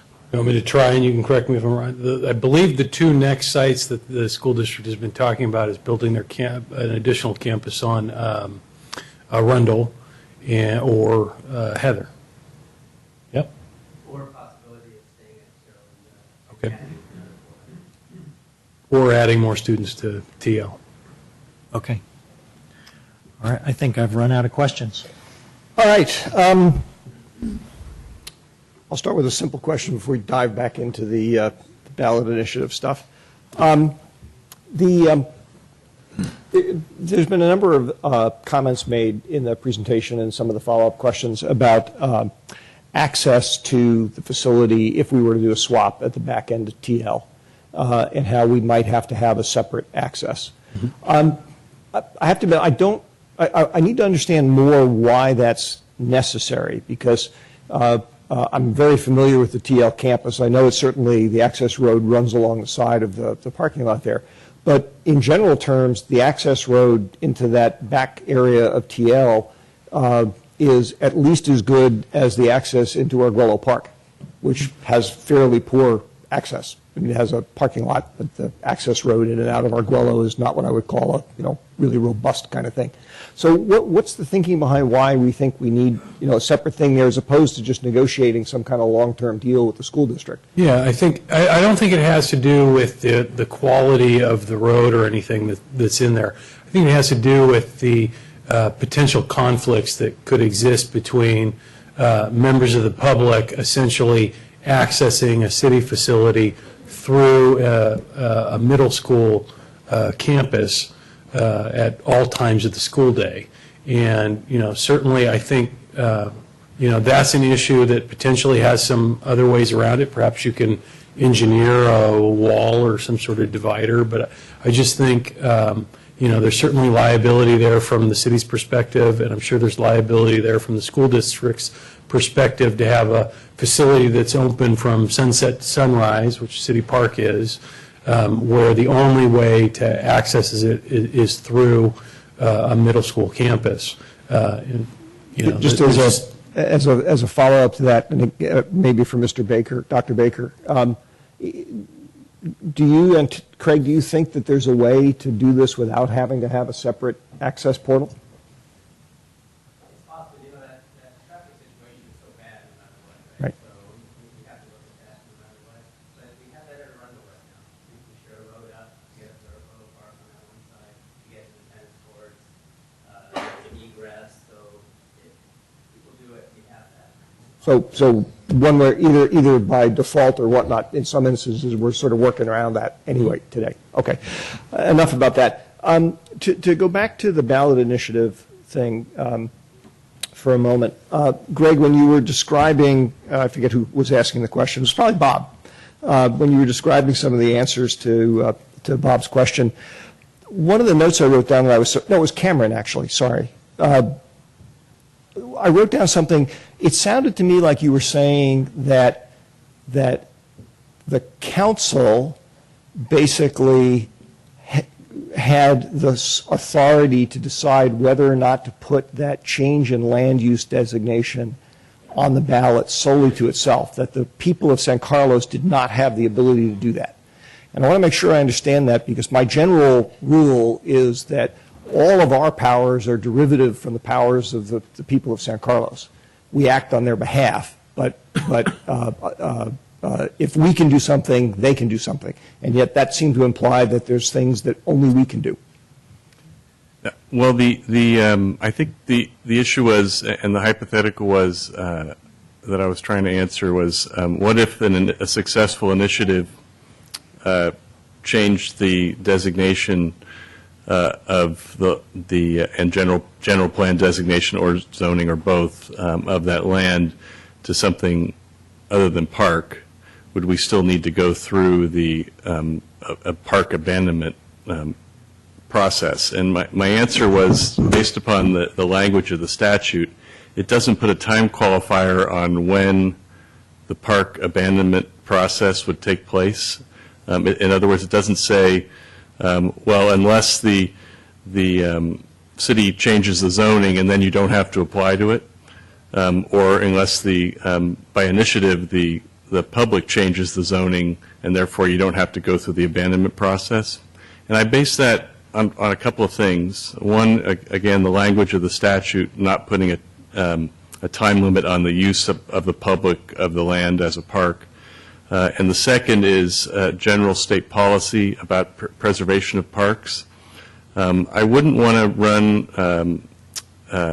afoul of those concepts that are embedded in the Attorney General opinions that I've read, the Park Protection Act that I talk about also in my memo, the strong public policy to preserve parks. And I understand exactly what you're saying, and I spent a lot of time researching all the questions that might arise, and I have not come to my conclusion is still that we need to do the abandonment of the park, even if there was a successful initiative to change the zoning. Okay, thank you. I was actually asking a slightly different question. Let me see if I can simplify it. Accepting the logic that we have to do, that there has to be an abandonment of park status vote. Okay, got that. The question is, could, for example, the citizenry of San Carlos say, we're going to collect signatures and we're going to put an item on the ballot that says this thing's no longer a park? In other words, could a petition, an initiative-based process, trigger that proper exercise of statutory authority? That could be done. Okay. Right. An initiative could propose changing the general plan designation and zoning of that particular site from park to something else. Okay, that's, thank you. Hang on, just let me follow that up for you. But can the abandonment question, be put on the ballot by the voters? The abandonment question could not, because that'd be directing the council to do something. So again, they could change the land use. They could change the land use. But not put the abandonment process on it. That's what I thought I heard you say earlier today. Yeah. And the reason is that there's a lot of case law that it's fairly well established that the public can't direct the council to do something, and the abandonment process is not the same as the zoning process. So I guess that's what I would say.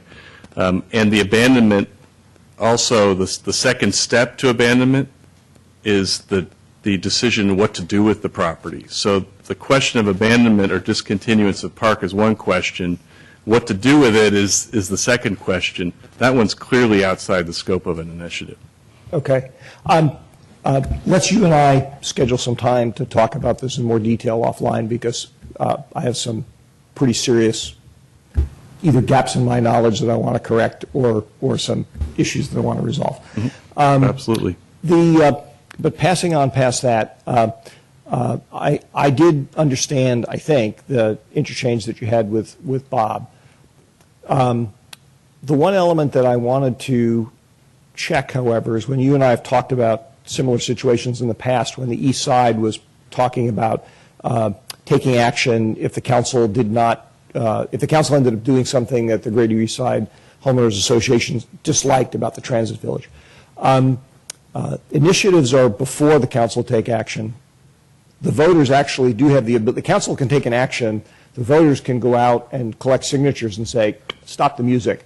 You can't do, we're stopping you, right? That's right. That's called a referendum. That's the referendum, right, which is a different, that can undo legislative acts that the right, council has duly adopted. And that, conversely, has been determined to include agreements that the council may have entered into, i.e. development agreements or agreements like that, that have been determined to be referendable, but they're not, but you can't force the council to So it's the other side of the coin. You can't force the council to enter into an agreement, But you can can stop them. undo an agreement. You can, okay. Yeah, which is the point I was trying to get to. And not that I'm proposing that we entertain anything like that, but that actually happened, I think, down in Palo Alto recently.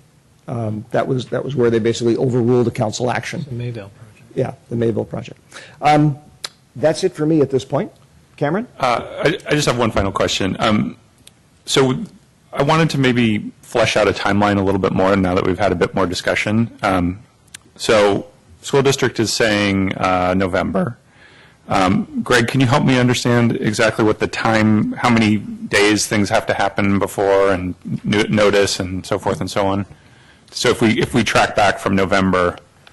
Right. The ordinance, after the government code procedures where the council would put the matter to the voters, the special election has to happen within a window of 88 days to 114 days Okay. from that decision. So about 3 months before November, we'd be looking at sometime in August, Okay. is when you'd have to enact that ordinance to set the election. And the opportunity for the public to protest comes after the enaction of the ordinance or prior to? Before. Before? Okay. And we have to notice the public, we have to post signs? It's 20 days, the posting, there's the resolution of intention. Okay.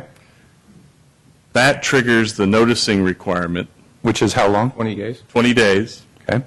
And so the 20 days from that resolution would be the earliest that you could have a public hearing to hear the protests. Okay.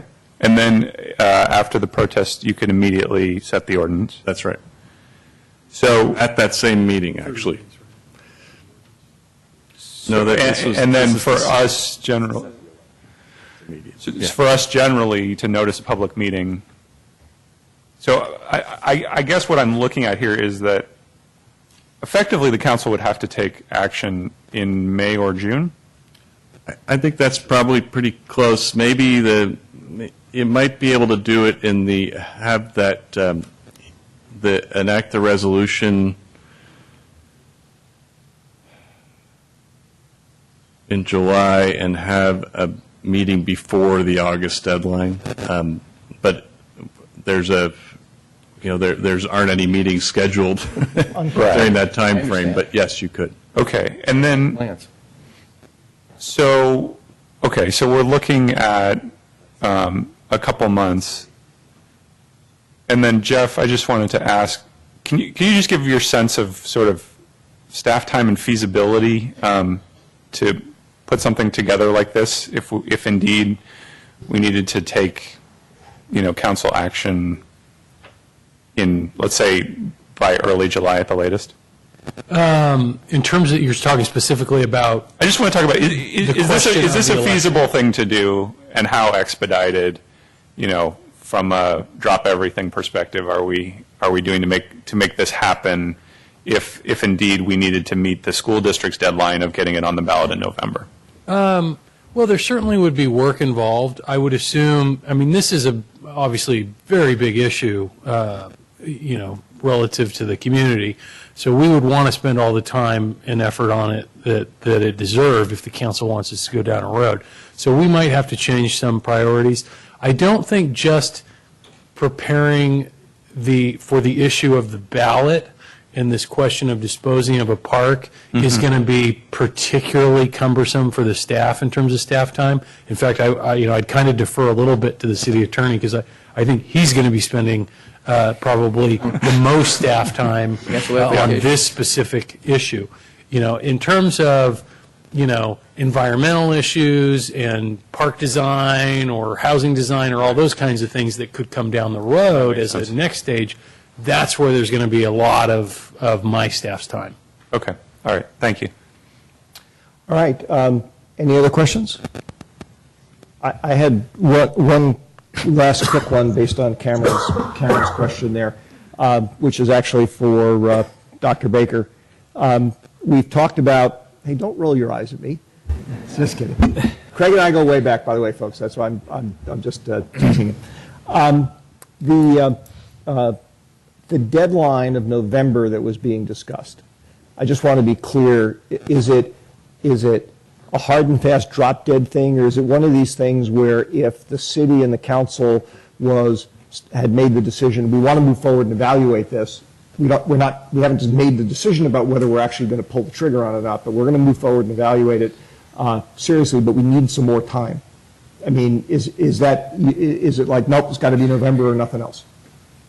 In fairness, I don't think I can answer that without a board discussion, because what happens is you push things out, if you miss a year because of the school year, it's a whole nother year before you get your building. Fair enough. That's our issue, that if we're going to stay on target, be able to house kids, not have to put portables all over to house kids for certain years. And so I can't answer that without, but certainly the board would be open to discussing what if it were, and once later, we'll talk about it, but it has to. To paraphrase for the home audience who may not have heard that answer, basically what Dr. Baker was saying is that he can't really answer the question without a full discussion of his board, because there are some sensitivities in terms of when construction can take place outside of the school year, where little delays can have big impacts. I will just leave it with you that may be something, given the tone of some of the questions being asked there, that might be something that you guys ought to think about, ought to have a discussion of. All right, so we are finally going to get to the moment that everybody has been coming here waiting for, which is public comment.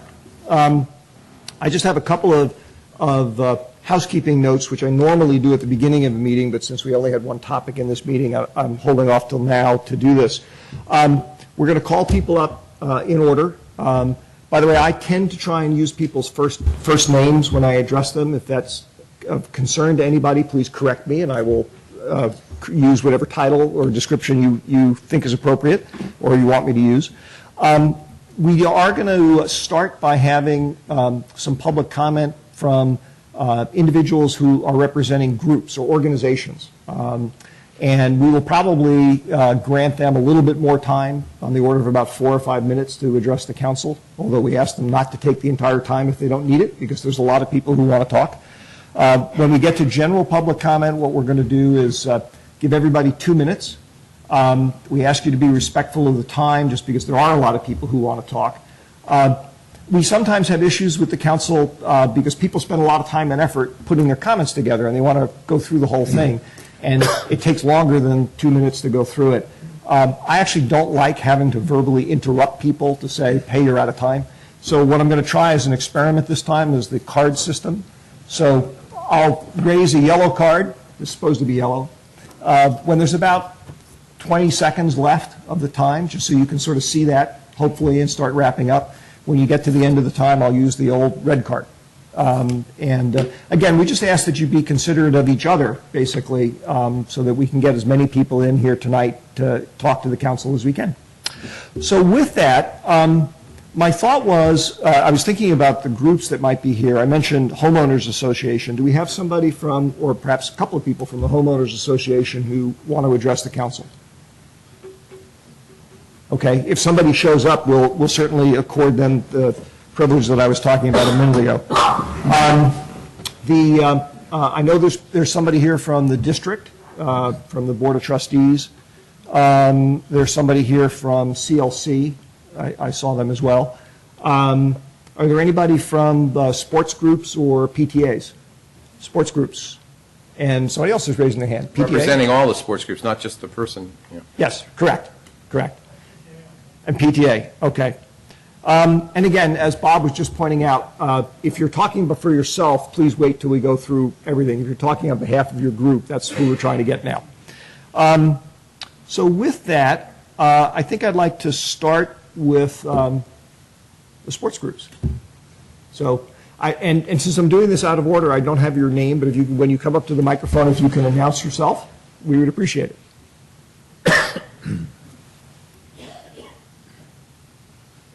Put a card in for the PTA and AYSO. That's fine. Coming up with the AYSO. My name's Rachel Cotton. I'm a parent in the school district. I've held several PTA positions over the last 8 years, and I'm currently serving at the PTA president at Rundle. Sorry. We can't even hear you. Okay, do you want me to repeat that? Sorry. Yeah, please, could you? I'm a parent in the district. I've been held various PTA positions for the last 8 years, and I'm currently the PTA president at Arundel.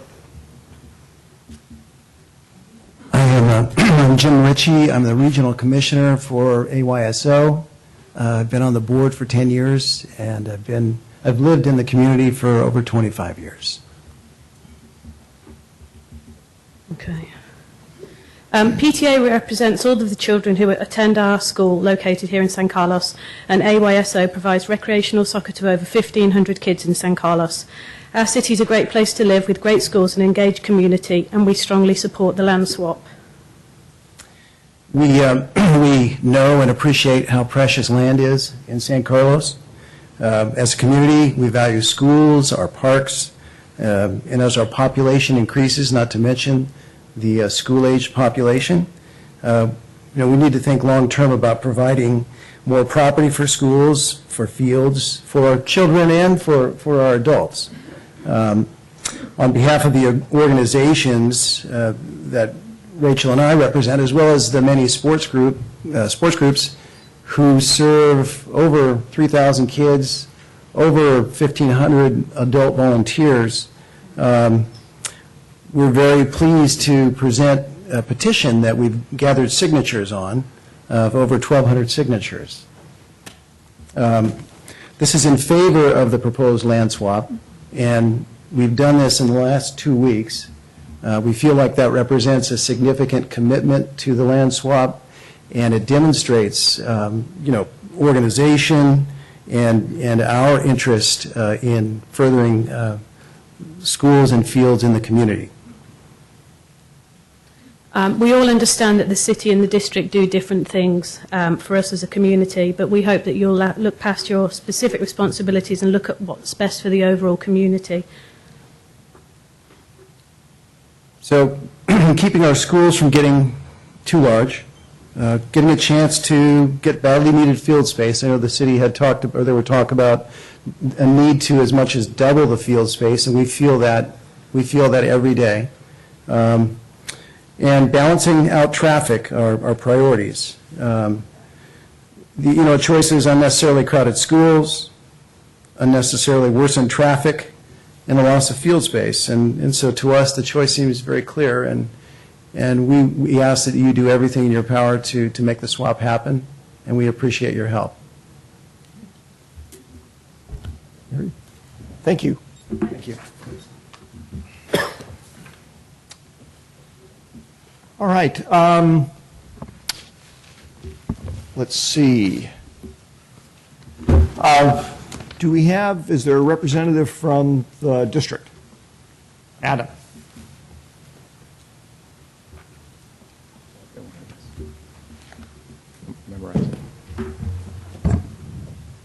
Interesting to be on the other side of the dais here. Yes, welcome, President Rack. Thank you. My name is Adam Rack. I'm the current president of the San Carlos School Board.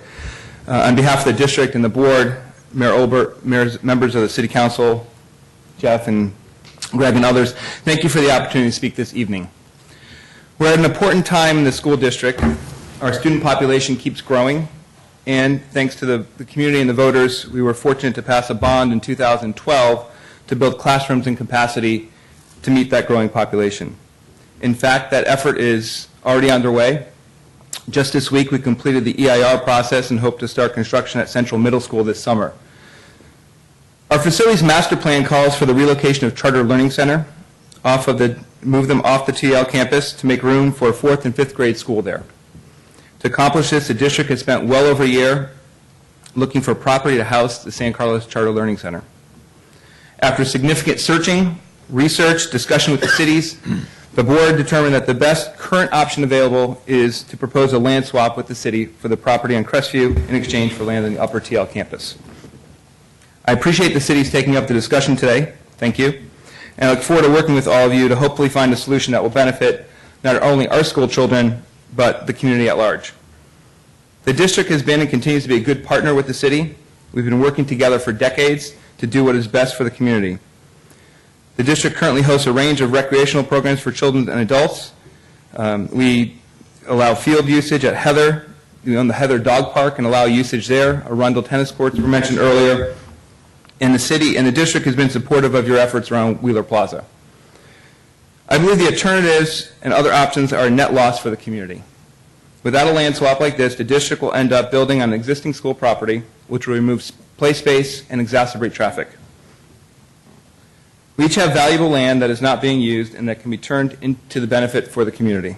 A school to house the Charter Learning Center and allow the district to move forward with its facilities master plan and meet its goal of continuing to provide a high-quality education for its children. In addition to much-needed field space for the community, further this swap can help stave off growing traffic congestion in the city. This can be a win for San Carlos and one that I hope you will support. On behalf of the district, I ask you tonight not to consider whether to make this partnership happen, but rather how will we make this happen, because it is in the best interest of our community. And if for some reason you do not see this as beneficial to the community, please help us understand why you see it this way. Thank you again for taking up this matter. I look forward to working with you to find a solution to this challenge and to seize this opportunity to benefit the entire community. Thank you, Adam. Next, I was going to see if there's a representative from Charter Learning Center. Or two representatives, perhaps. Hi, thank you, Mr. Mayor and council members. If I could ask you to identify yourselves, just thank you. I do my thank yous first. Oh, sorry. My name is Stacy Emery. I'm the director of the San Carlos Chartered Learning Center, and I also am a founding educator at that school. I also am a parent of two children who have graduated from that school, 21 and 16 years old. I'm a resident of San Carlos, not currently, but I went to school at Britton Acres, at Tierra Linda, and I'm a graduate of San Carlos High School. Yeah, whew, go Dons. Anyway, I appreciate the opportunity to come here tonight and give you a little bit more information, a little bit more visibility into who the San Carlos Chartered Learning Center is and what it is we do here in this community. We are getting ready to celebrate our 20th anniversary. We were granted a charter number 0001, in February of 1993, and we opened our doors in August of 1994 with 85 learners. The school was created by a very dedicated group of San Carlos community members, including Don Shalvey, Beth Hunkapiller, Linda Tuchel, Carolyn Norm Whiteley, Gene Oxton, Supergato, and many, many more, and several educators in the community. We've grown from a very small startup school to one of the strongest charter schools in the state of California. We've been featured in TV and news articles. I brought one as a party favor. This is the most recent one we have. And we have been visited by national and international folks who want to learn more about what we do. Probably the most exciting one or most memorable was a visit from President Clinton back in 1997. I'll tell you sometime about the Secret Service agents. It was really exciting. So we're proud of this recognition. It's something I'm personally proud of as a founding educator at the school. But really what's at our heart is our program and our learners and our families. And so I really wanted to spend more time talking about that. From the beginning, we have always had a very strong commitment to community building. This is fostered by our K-8 program. We're the only K-8 school in the San Carlos School District. We have multi-age classrooms. We have a collaborative environment both for our learners and for our educators, and we have an emphasis on meaningful parental involvement. These are all cornerstones to our program. And while we are proud to be one of the schools in the San Carlos District, we operate independently. And our small size and our flexibility allows us to try new things and really incorporate programmatic elements that are really specific to our mission. For example, social and emotional learning is integrated throughout our curriculum. We teach children how to work cooperatively, to build and maintain relationships, to navigate conflicts, and to make responsible decisions. We're a progressive school at our heart, and really that the keystone to that is to educate learners to be concerned citizens, both for themselves, for others, and for the community. And this commitment that we have to this really has a deep effect on the culture of our campus. And I highlight this in particular because I feel like that our commitment to community building would be evident if we had the opportunity to relocate on the Crestview site. We understand at least some of the apprehension and the potential impacts introducing a school to this environment will have to the neighborhood, traffic, noise, and I'm sure there's a myriad of other concerns that the Crestview neighbors would have. We may not have the answers yet. We don't, because we don't know all the concerns. We're committed to working with the stakeholders, especially those neighbors in the Crestview area, to create a school that doesn't change the quality of the neighborhood. We have a long history of innovation and collaboration and problem solving, and we would definitely apply these, and so we would be a positive addition to the neighborhood. So, thank you. Mr. Mayor and members of the City Council, thank you also for the opportunity to address you this evening. My name is Matt Coet, and I'm the current chairman of the Board of Directors of San Carlos Charter Learning Center, or CLC. I'm also a 16-year resident of San Carlos. I'm speaking this evening on behalf of the CLC Board of Directors, which voted unanimously on April 9th to endorse and support the San Carlos School District's proposed land swap. As a public charter school, CLC operates with autonomy, but depends on the district for oversight and for facilities. As such, it's the district's role to provide a campus for CLC, as it does for all the other public schools in San Carlos. CLC has enjoyed a close working relationship with the district as we've grappled together on how best to accommodate the growing school-age population in town. And it's that collaboration that has brought us here tonight. CLC is an essential part of the public school fabric in San Carlos. And housing CLC is a linchpin for the district's facility master plan. Our current enrollment of 346 students, growing towards 400, is drawn from across the city, and it eases capacity pressures on all the other campuses in the district.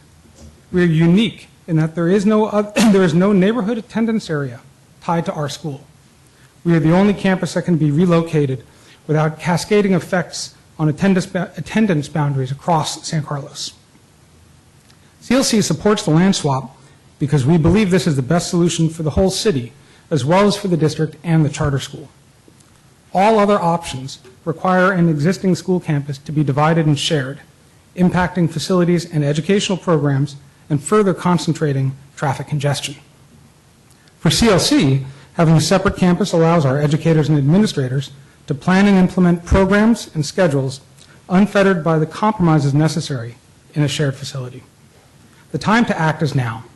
The students are already here and construction cannot wait. We urge the council to seize this opportunity for good stewardship of our community's resources. Thank you. Thank you, Matt and Stacy. Has anybody from the Homeowners Association, speaking for the group, shown up since we started? Okay. I think that takes care of, because we did PTAs, we did the district, we did CLC, we did sports groups. So we will start going into the individual public comments. Again, these are 2 minutes. So I will call up each person one by one, and I'll announce the next person in sequence just so you can get ready. First person is Paul Max Payton, followed by Charles, I apologize for messing up anybody's name, Sisman. Okay. Thank you. Good evening. I reside at 3 Azalea Lane. North Crestview Park is literally my front yard.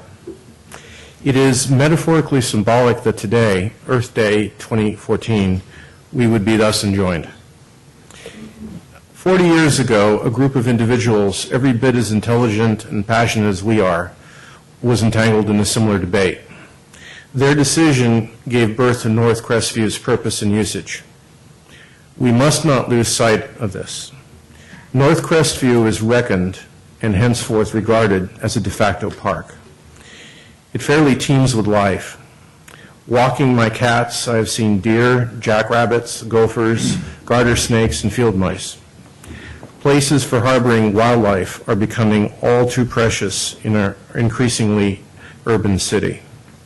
This year's San Carlos Citizen Survey states 98% of respondents shared favorable opinions of the quality of life in San Carlos.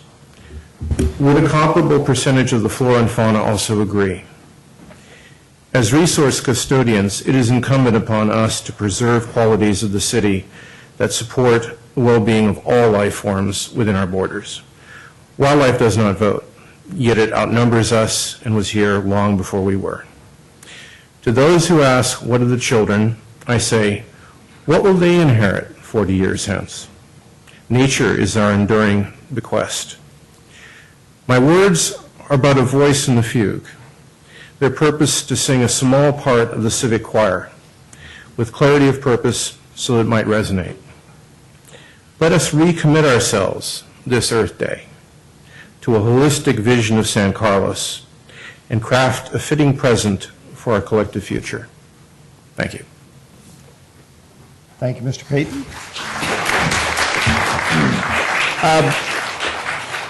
Before Charles starts, there was one thing I omitted from my description before. We asked that the audience not clap or applaud or boo or anything like that. This is an important time because we want to hear from you, but we also want everybody to be respectful of different opinions. So please refrain from doing so. Do it internally. That's always a good thing to do. Charles, you're up, followed by John Vacara. Mr. Mayor, distinguished members of the City Council, I apologize for my accent, and I want to be sure that you understand what I have to say. Please ask me anytime if you don't understand something. My name is Charles Chichman. I live at 2 Marigold Lane, right across this land you are discussing tonight. I have a 10 by 30-foot balcony facing this land. My bedroom, my dining room windows looking at this land, my living room windows and the sliding door to the patio is opening up in this direction. My master bedroom windows are upstairs and the master bathroom looking at this land. So I think I am one, there are more, I'm the one of the most exposed person who owns a piece of property, which the proposal, each one of them, except one, will destroy our life, will destroy our property values, and will destroy the whole neighborhood.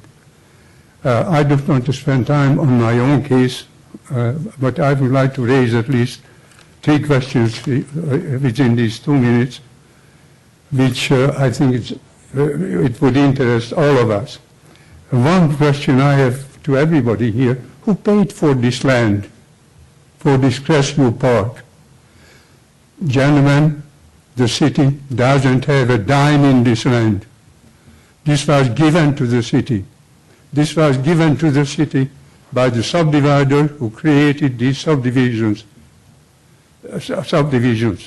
So we have a vested interest in this property, and I hope the city is not going to confiscate it from us. The second issue is that, you are talking about 80 units, the report, 80 units development on this site. If you, and it is a comparable development, what is there on both sides.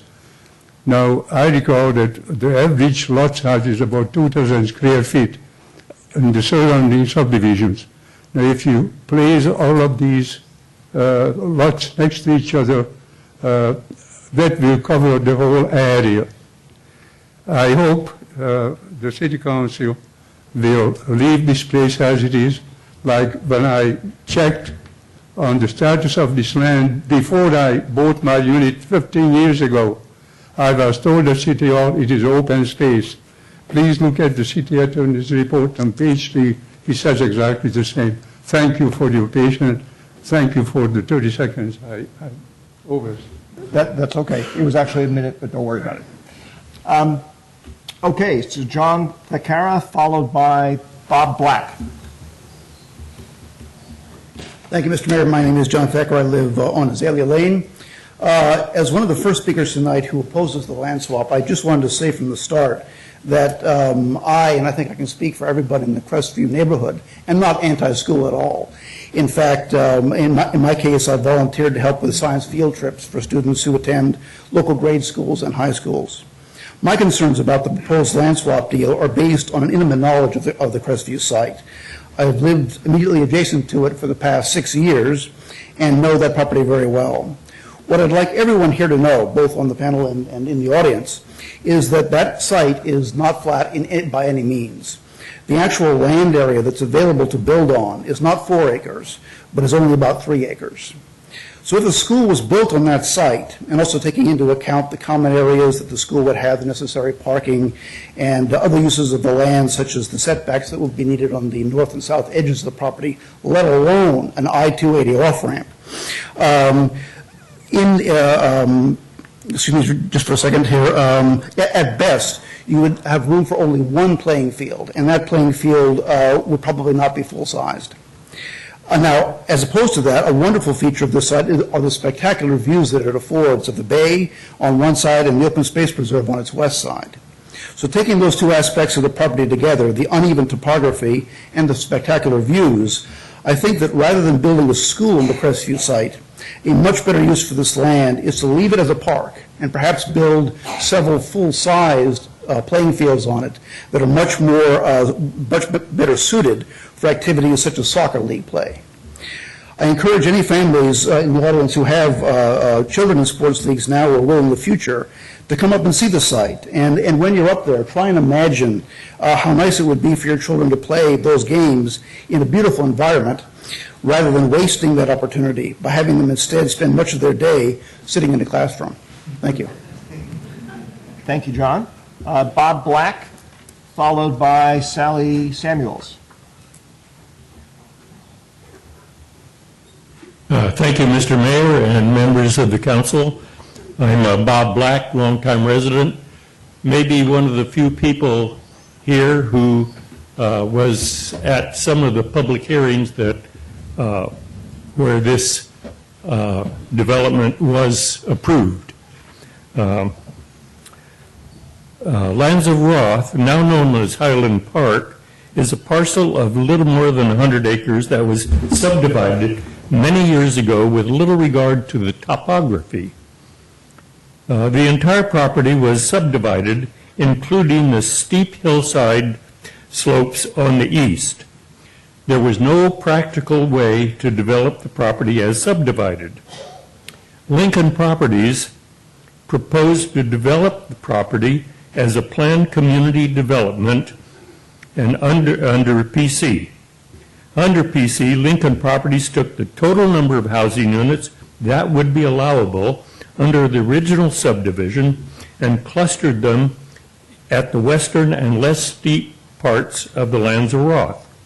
By dense clustering of the housing units, Lincoln Properties left the eastern slopes as permanent open space and also left the space now called Vista Park and the 4-acre parcel named Park, you call it North Crestview Park site, as permanent open space without changing the overall housing density on the property.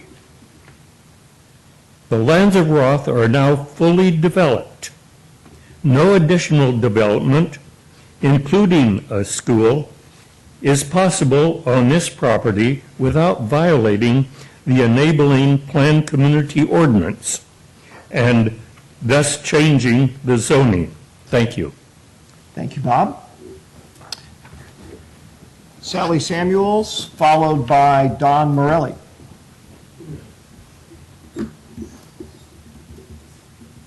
Mr. Mayor and council members, I'm Sally Samuels. I live at 20 Calypso Lane.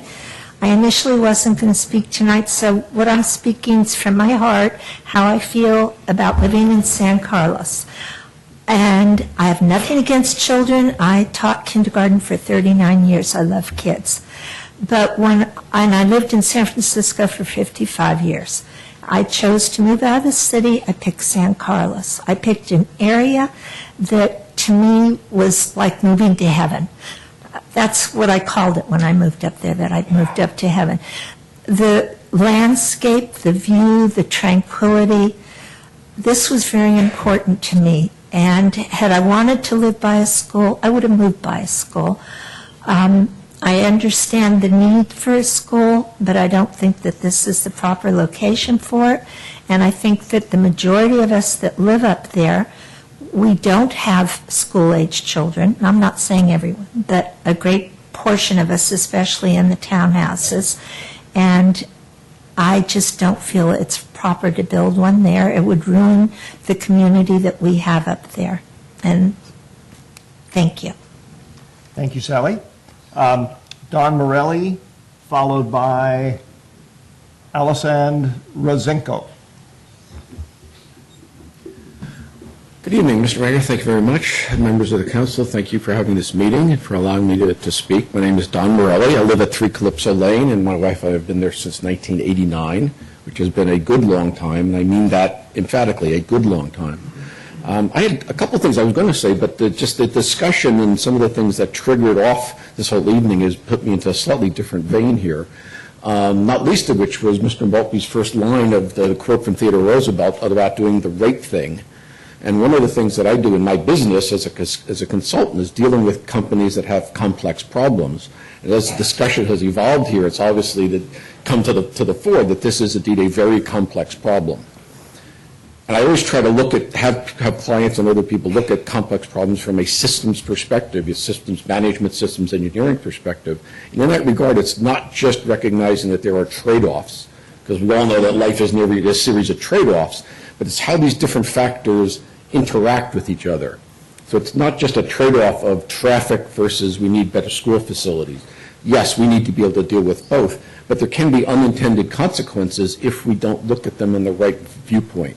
To point, recently a unit on our street just sold in the last 10 days. It was listed for 9% under the comparables in the area. That's worrisome. Because if I understand it properly from what I've gleaned off the internet, a good deal of funding for schools comes from property tax. Depending on where you look at the internet, in California, it's anywhere from about 21% to 45%. If this impact in our area indeed has a negative impact on property values, that will impact negatively tax revenue. So we can do one thing that we think is very positive and have a negative effect on the other side. If we don't look at the interaction, we may be making a very, very bad decision. Thank you. Thank you, Don. Alisand Rosenko, followed by William Nito. Good evening, council members. Thank you for letting me speak. I live in San Carlos, lived here since 1998, and I oppose the land swap because I think it's a bad deal for the city. One of the benefits that both the mayor and the school district have been touting is that if we swap Crestview for Terra Linda, it's going to increase the amount of available athletic playing fields for everyone. But what they don't address is how we're going to pay for it with, I thought, until Mr. Maltby got up, that your unfunded capital project budget was only $80 million, but now today I found out it's over $225 million, many of which of those products are in fact the refurbishment and enhancement of existing parks and playing fields. So the question is, sirs, if you trade Tierra Linda to use as a park, how are you going to pay for it? You don't answer that question, and so you are misleading people to think that they're going to get playing fields in exchange for Crestview when you're not going to be able to do anything with the land. The city has received an unsolicited bid for the land for $18 million. And even though the offer has expired, it seems to me a more appropriate benchmark for the value or the true value of the Crestview site than the Tierra Linda or the current appraisals that you have, especially considering that those appraisals are almost a year old. And given today's increase in property values, I think one should consider those appraisals stale. So the question is, if you did the land swap, what would you do with Terra Linda? If you don't have the money, it's going to sit there. And if it sits there, presumably it will continue to be used as it is today. So what in exchange have we gotten for the Crestview property then, if that's the case? We will have given up one of the most valuable pieces of property in the city for no park, no playing fields, and no money. So if the point of The point I'm trying to make is if you want this to be a school, then sell the land to the school district, make them pay what is the true fair market value of the property, use the $18+ million that you could get for the rest of the unfunded budget items that you have failed to deliver on. So thank you. Thank you. William Nieto, followed by Sampa Banerjee. Mr. Mayor, Councilman, my wife and I have lived in a townhouse off Crestview Drive for over 15 years. The first Halloween we were at our new home, not one trick-or-treater came to our door. The next year again, not one child. In fact, we have never seen a trick-or-treater in the area because we've learned there are few children in the neighborhood. Young couples come in, they get pregnant, and when the children are still toddlers, they move out. The hundreds of units in the area are not child-friendly. Parents have the choice of letting their children play in the street in front of their units or on a small concrete patio. As a consequence, there are almost no school-aged children in the area where the school board proposes to build this school. Transporting children from where they live to the highest and furthest point in the city is a terrible idea. Driving to the top of Crestview is not like driving across town. That hill kills gas mileage. With an initial enrollment of 400 students and 25 staff, that could mean 150,000 trips a year up narrow, winding roads. 3 reasons not to build a school at the top of Crestview Drive. 1, to avoid heavy traffic caused by moving children from where they live to the furthest point in the city.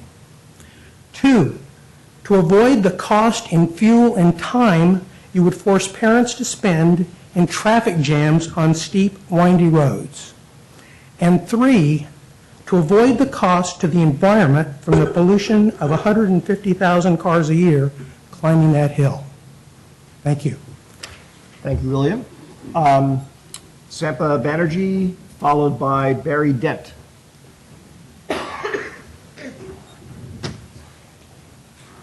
Good evening, Councilman. I did not come with a prepared speech, so I'll speak from my heart. I moved to this country 25 years ago and to San Carlos in 2001 and made it my home. I love this place. It's a beautiful city. And I want to say I'm an ex-academic. I love children, and I used to teach them, and I still continue to go and volunteer in schools. I think Sandy here, who spoke a little while ago, I think it is a very bad deal for the city. And the reason it's a bad deal is financially, at least from what I've seen, it does not make sense. We are losing money. Number 2, I'm honestly scared to see children in that land. It's dangerous. I would not have my child go and play there or be in a school there. It's just not well guarded. And number 3, I'm concerned about the ecology. I'm concerned about the wildlife that we have. What's going to happen to that? So I would request you guys to take these into consideration and not build a school in that vacant lot. Thank you. Barry Dent, followed by Liz Seckler.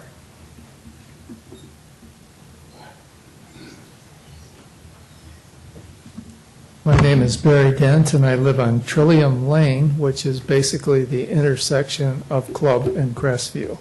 So you can imagine my concern with the traffic, I'm even getting out of my driveway. But the issue that I'd like to talk to tonight is a concern that was not brought up in any of the presentations that would affect almost all of them.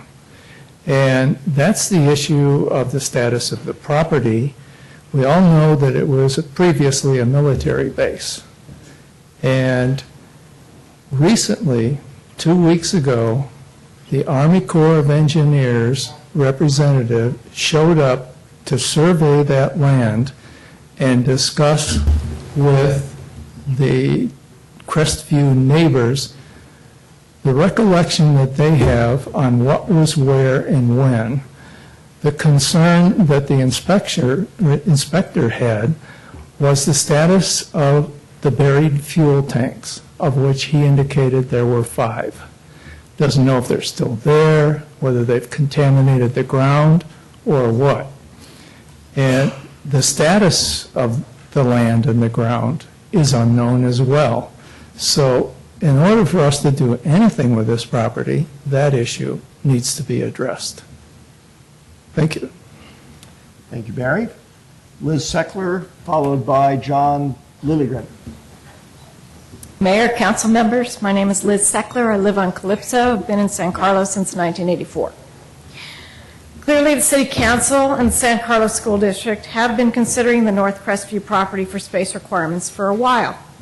We in the surrounding area, however, are only recently learning about this and the potential for the land use change.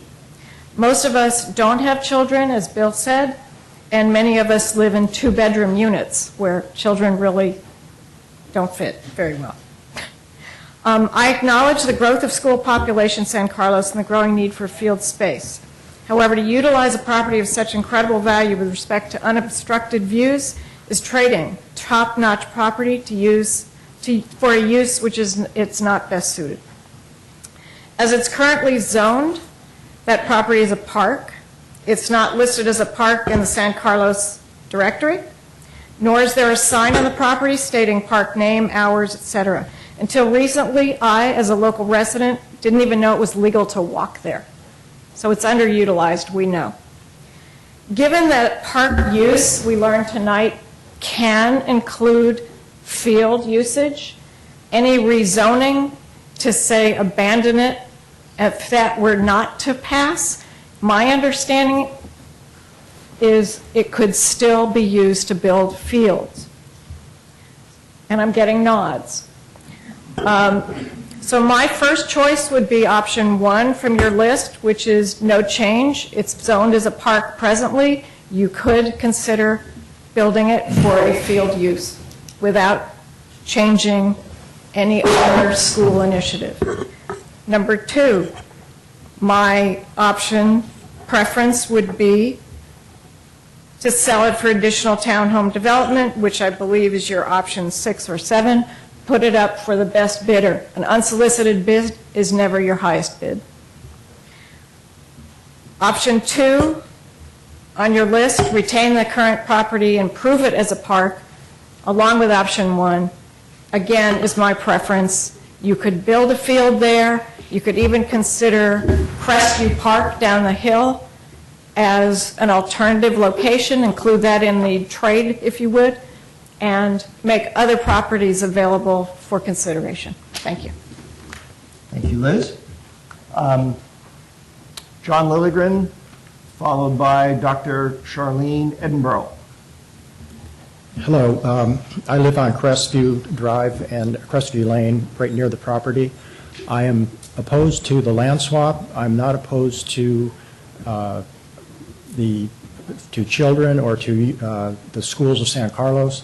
I'm a new resident, but I moved here with my wife because we love the area, and I do support keeping the property as a park or possibly improving it and making fields. But at this point, I do not approve the land swap. Thank you. Thank you, John. Dr. Charlene Edinburgh, followed by Stacy. Oh, Stacy Emery has already spoken, but Tom Houskin. Good evening. I'm Charlene Edinburgh, and I live on Pixie Lane, which is part of the Crestview Estates complex. I'm a native of San Carlos. I've lived on San Carlos Avenue near Yale for over 30 years. Now I live up the hill. So I'm very familiar with the traffic on San Carlos Avenue. I'm also very familiar with what it takes to get up to Crestview Park. And I have indicated in correspondence with the city council members and school board that there are significant traffic implications to adding more traffic than there already is. Frequently, it's single lane on most of the roads getting up there. So as part of the traffic study, I would like to encourage whoever does that to also undertake a walking study. Some people have proposed that children would be able to walk up and down the hill, and people are laughing because there are no sidewalks on several of the streets leading up the hill, and that's extremely dangerous. So another thing that was left off of the presentation is any indication of the difference in elevation between the TL site and the Crestview Park site. Your ears will pop going up the hill. There's a significant grade from this lower part of San Carlos to the top of the hill. And having kids walk up and down there twice a day, in the rain, whatever, is going to be unlikely. So that's just from my heart, as some people have said. I absolutely suggest that you keep this area as a park at this time and not undertake putting a school there at the top of the world. Thank you. Thank you, Charlene. As I mentioned, Stacey Emery has already spoken, so Tom Houskin, followed by Kevin Statenfield. Thank you, council members. My name is Tom Hoskin. We live in San Carlos. I live on Carmelita Drive. We moved here in 1999. We've been here 15 years. We have two kids. They're no longer they're in high school and no longer in any of the schools that would be impacted by this move. I've heard a lot of reasonable things said here, and there's a lot of reasonable options, a lot more than I had realized, and some I think are more reasonable than others. And some of the comments are very interesting. I'd like to say, and this is kind of a lonely position here, I'd like to say that I think the land swap is also reasonable. It's not unreasonable. There's not a lot of options to choose from, and there's a lot of good ones, but it is also a reasonable option. But I'd also like to bring up the traffic study, and maybe this is directed more towards the city engineer. So I live on Carmelita. There's a lot of drive-through traffic in the mornings. This was brought up to the city council a few years ago. Nothing was done about it at the time. Since then, one of the residents was killed walking across Alameda in an unrelated incident. Nothing was done about it on Carmelita still. More recently, one of the residents took a photo of a high school kid that was driving through. We know they're high school kids, adults, all types, driving through to Carmelita. The police did follow up with it, and he was disciplined. And the police have agreed recently to take some measures on the street to try to see what they can do. It's not the traffic itself that bothers me, it's the unsafe speeds that drive through there. And I'm not sure that moving 400 students from the TL campus up to Crestview would necessarily change that much. And I'm not sure that it would impact Crestview that much either.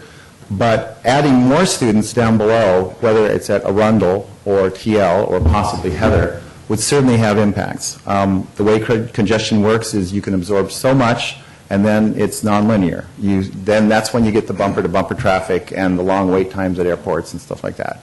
It's when you get to that point, then the congestion goes way up. So it's safety, and I hope that the city engineer, if the traffic study is done, I hope that they consider the other choke points in the city and what it does to that, not to do the land swap. Thank you. Thank you, Tom. Kevin Statenfield, followed by Tom Morse. Kevin. Mr. Mayor and City Council, thank you for the opportunity to talk. My name is Kevin Statenfield. My family, we have lived in San Carlos for 15 years. We have two boys, an 11-year-old and a 9-year-old, who attend Charter Learning Center and participate in many sports and outdoor activities. I'm here to voice my support for the proposed Crestview land swap proposal because we feel it helps maintain strong schools by minimizing site overcrowding. It better spreads the school commute traffic throughout the city to minimize traffic jams and provides an option to increase the amount of field and park space. We feel this is the best of the options that have been proposed by the school district. I mean, the bottom line is that they're proposing that the CLC school needs to move somewhere, and they've come up with 4 possibilities: the land swap, staying at TL, moving to Arundel, or moving to Heather. All those sites are already have a lot of traffic and are overcrowded. So as part of any traffic study I think the city does, if they move 400 students up to Crestview, I think they ought to look specifically at the alternatives of what if they move 400 students to Heather, what if they move 400 students to Arundel, or what if 400 more students are moved to TL, and see from a traffic point of view which is the worst of the scenarios. Others have already, we're first and foremost a supporter of this because we think it's the best option for the school district and education. Education of our children is very important. It's one of the things that makes the city of good living. It's one of the reasons many people have lived here, why we've seen so much population growth in the school districts. And it's frankly one of the reasons that the real estate values across the city as a whole are as high as they are. So maintaining very good schools is critical to, I guess, the tax revenue for the city. Also, we've already talked about sports field space being overly constrained. I'm a coach. I've been a coach for 7+ years. We're actually already over capacity at our field space. We practice starting at 3:30, ending at 10 p.m. Games start at 8 in the morning. They go to dusk. And we, as we've already talked about, we're already we have an undersupply of field space. So, and the issue is that the fallback other options actually end up decreasing field space even more. So in conclusion, we urge the City Council to look at the bigger picture and work with the San Carlos School District on the land swap for the betterment of the overall San Carlos community and help preserve excellent schools, minimize traffic, and add additional much-needed field and park space for recreational activities. Thank you very much. Thank you, Kevin. Tom Morse, followed by Julian Simons. Hi, my name is Tom Morse. As far as I can tell, I take the prize for resident. I've been here since 1951. I remember when Crestview was a dirt road, if you'd call it a dirt road. But beyond that, that's old stuff. I can just, since you don't reply, but can you just raise your hand? Who remembers Site 10 and Site 13? 1, 2, 3. Okay, those are former ball fields. I guess they were owned by the schools. They sold it out for school money or whatever, and so those fields are gone. They had a full, Site 10 was a full baseball, could have had a soccer field. Site 13 up by Mesa Lane, full size, those are gone. They'll never be back. I've more recently, in the past 5-6 years, been doing trail work and even in Big Canyon Park. That's not the point. The point is that I've also attended these park and rec meetings, mostly as a silent person, and 2 or 3 times over the period of those years, as I know it, Upper Crestview Park issue has come up, and they said we want tennis courts or a soccer field. We just don't know. We don't have the money to improve it. Fine, but let's not sell it. That's one thing they all agreed on. Do not sell it, because the land will never be available for a field any place else in the city. That is just not it. So just for that reason, I say don't trade it, because you never get it back. Right now, every one of these people own that $18 million view. You put a school on it, the people that live up there, or they say there's no kids, well, the kids that are inside the building, they'll own the view, but the other whole, they will no longer own that view. So I say keep it for the entire city, not just for the school kids. Now, I like school kids. I'm not against that, but anyway, thank you. Thank you, Tom. Julian Simons, followed by Tara Simons. Thank you very much for the opportunity to speak tonight, and thank you very much for holding this meeting. It's really clarified a lot of issues, and I think really has helped everyone understand the problem. I'm a resident in just off Crestview Drive and have lived there since 2001. My wife and I moved here from just outside London in the UK. Right from the start, we fell in love with San Carlos. We immediately wanted to live here, and we absolutely fell in love with living just off Crestview Drive. It's, as people have described, just a paradise. And I think walking my dog in the area twice a day, I've become aware that the area, the North Crestview site, is really a transition zone for animals moving out of the open preserve into the canyon below. And I think building a school there will certainly have an impact on the wildlife in the area. I think also, having looked at both the Tierra Linda site and at the Crestview site, this is nowhere near a fair swap. The quality of the land is just incomparable, and so I urge you really to do your fiduciary responsibility for San Carlos, which is to sell the land if you have to for the most money you can get for it, and not take part in this trade, which really is robbing San Carlos. Thank you very much. Thank you, Julian. Tara Simons, followed by Michelle Rohr.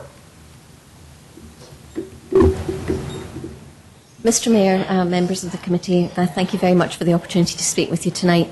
Like many other people who are opposing this swap, I too really don't have anything against education. I work with children. I'm a teacher and a tutor. I really value the whole concept of education. It's a very important part. One thing that I find quite interesting is that those who are in favour and those who are opposing this swap do actually agree on one thing, and that is that this site is an inconvenient location. As many people have said, it's right at the very, very perimeter of our city.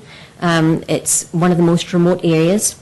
And looking at the 2030 general plan, other opportunities for the location of the school site would definitely be of a more convenience and of a better service to students and parents. These locations would also have a reduced environmental impact for our city. The transportation sector contributes to 56% of carbon dioxide emissions, and the 2030 City of San Carlos General Plan claims to wish to reduce this vehicular output. A school on North Crestview would increase traffic throughout the city, as their site being proposed by the school district and the city is one of the most remote areas in our city, as I already mentioned. So the concept of better balancing traffic would actually translate to more traffic throughout our city. There are other locations that would, having looked at the general plan, there are other locations that vacant sites that might be suitable. I will reiterate the opinion of several people who have already spoken about once land like this is gone, it cannot be brought back. There's lots of wildlife there. My husband spoke before I did, and we both were very much, when we came to the peninsula, San Carlos was the city we fell in love with. And going up to Crestview, where there was so much open space, there's peace, tranquility, wildlife. The day we went to look at the house, deer paraded around the back. It was wonderful. So I understand the need for schools. I would encourage you to try and continue your endeavour to try and locate other locations for the school. And it's a wonderful congratulations to the charter school for 20 years of a wonderful history of everything they've achieved. But in terms of endeavouring for playing fields, Crestview, the North Crestview site could certainly support that, and it would be something that's enjoyable for the whole community. Thank you very much. Thank you, Tara. Michelle Rohr, followed by James Ritchie, excuse me. Good evening. My name is Michelle Rohr. I'm an almost 20-year resident of San Carlos, and I'm a parent of two daughters who are enrolled in San Carlos Charter Learning Center. I brought my 12-year-old daughter, Maya, tonight. This is her first time here in the council chambers, and I brought her because I thought this issue that affects her would be a good example for her to see democracy in action. And I want to thank everyone for being a great example of how a good community can be stewards, indeed, of its school system as well as its parks. I want to talk about my support for the land swap. I don't think that it's a perfect solution. I don't know that it's the best solution, but it's the solution that I trust that our school board and the individuals that have been looking at this, it's the best solution that they've come up with. One of the things that we've experienced on the Terra Linda site recently was the loss of the available land for children to play on. When my older daughter started there, we had an enormous area for the children to play on. And recently, because of the growth in the school children in our district, portables were plopped down on about half of it. And they lost about half of their play structure. We're talking tonight about 400 children that go to San Carlos Learning Center. But we're also talking about if we choose the option of squeezing the Charter Learning Center under the Heather School or the Arundel School, we're talking about those children who live and go to Heather and Arundel and the loss of the land that they currently play on, because it will be taken away to build buildings for the 400 charter students. So we like to focus on the 400 charter students and where they will go to school. wherever they go, if it's squeezed onto an existing school site, will impact those hundreds of children that go to school there, and that they will have less place to play on. So I ask the council, as you consider this, its time is tight, we're in a rush, but I think San Carlos is a great community, and one of the things that we need to think about is how we go about this decision so that we don't fracture the community between those who are parents of children, a growing population, and those that don't have children who may be supportive of schools but live near land that's accessible. And thank you for your strong consideration.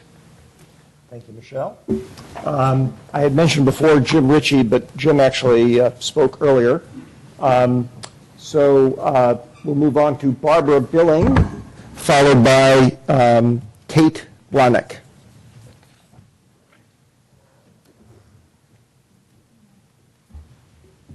Is Barbara Billing here? Barbara's not here. I guess Barbara's not here. We'll hold on to her card. Kate Blahnik, followed by David Crabb. Thank you, Mayor, and thank you for everyone else for being here. I've lived in the city for 9 years now, and the school district was part of the reason we came here. We were looking for good schools as we were going to have children, and that's one of the reasons we still stay here. The schools are growing. We have to put schools somewhere. There are no great options.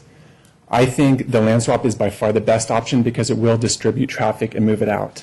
My son has gone to a in-home daycare up at the top of Crestview, and I would drive up there every day up and down, and traffic up there is so light compared to anywhere else in the city that I think it's going to help eliminate some of the other traffic, especially if the school is squeezed into somewhere else and fields are taken away. It's going to be a real deterrent, and I can imagine what it's going to basically do to the rest of the city. Thank you very much for your consideration. You're welcome. Thank you, Tate. David Crabb, followed by Jim Buchanan.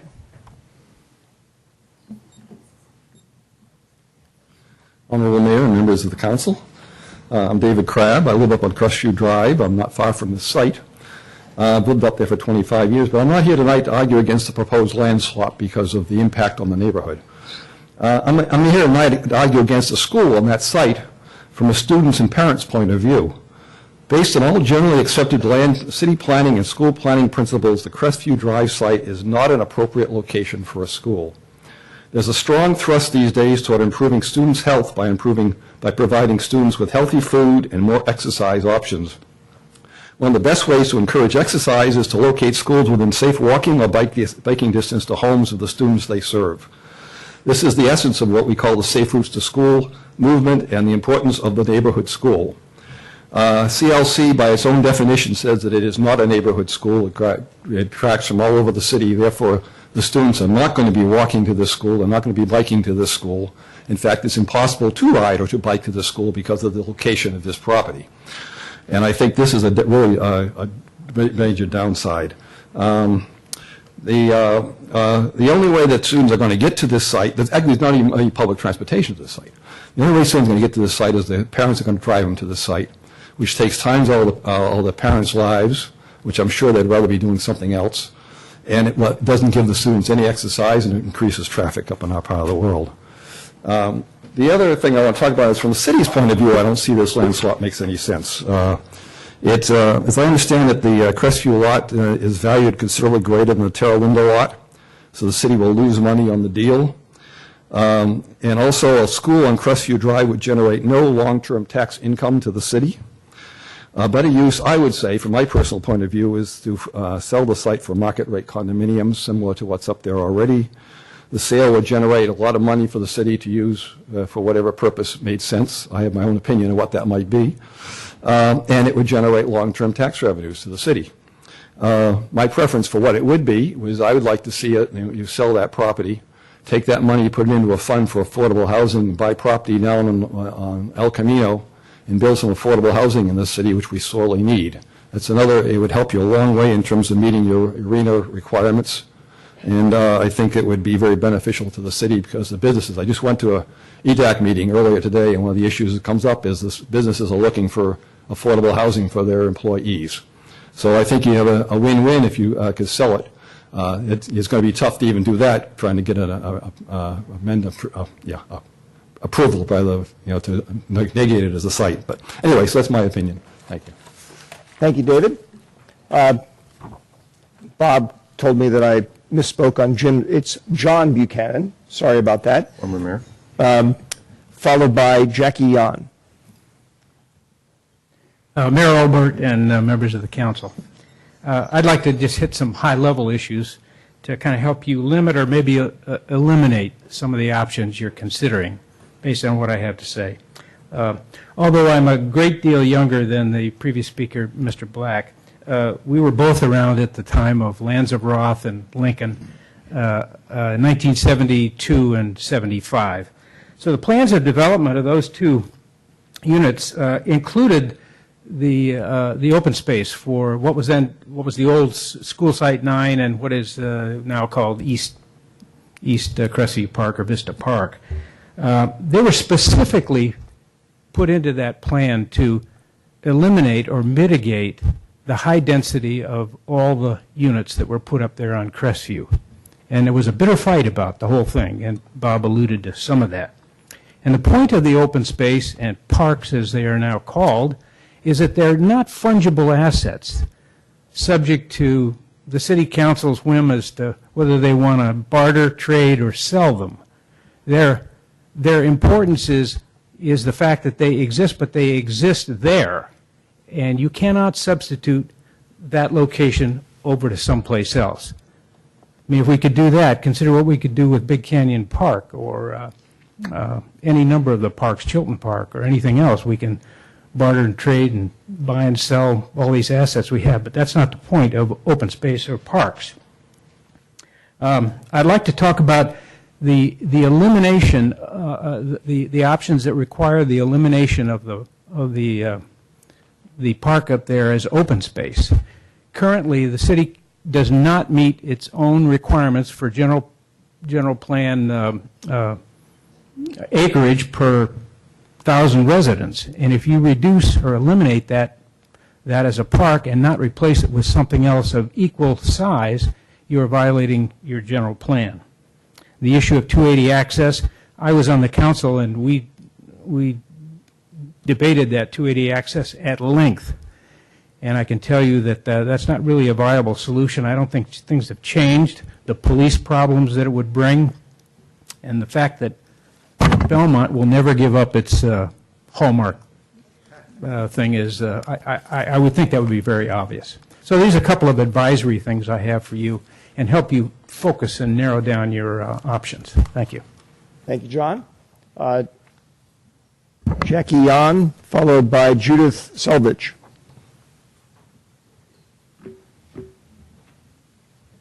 No Jackie, okay. Judith Selvich.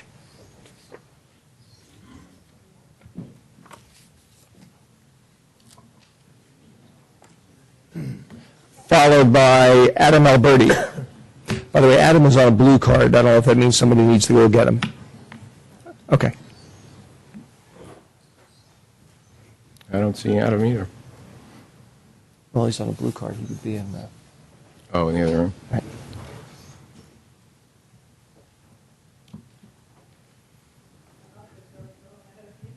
Are you Judith? Oh. You are up. Yeah, okay. We have, maybe you could hold one so that council could see it for a minute. In the presentation early this morning, early this evening, we saw a beautiful panoramic view of the Terra Linda property in video, and since we were missing one of the Crestview North Park, so we have two large pictures here that show it looking to the west toward the Santa Cruz Mountains and looking out to the bay where you see San Carlos, the bay, the East Bay, and the Mount Diablo and the other mountains. It's absurd in the swap which was being proposed by the school district to say that this property is equivalent to that and we can swap them. That's the reason a lot of us say the swap is bad for San Carlos. It's not a equal to equal swap.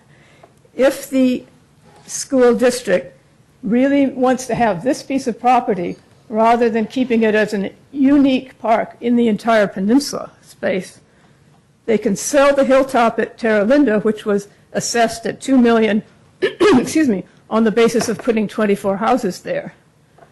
This property apparently was assessed for $13 million as a park.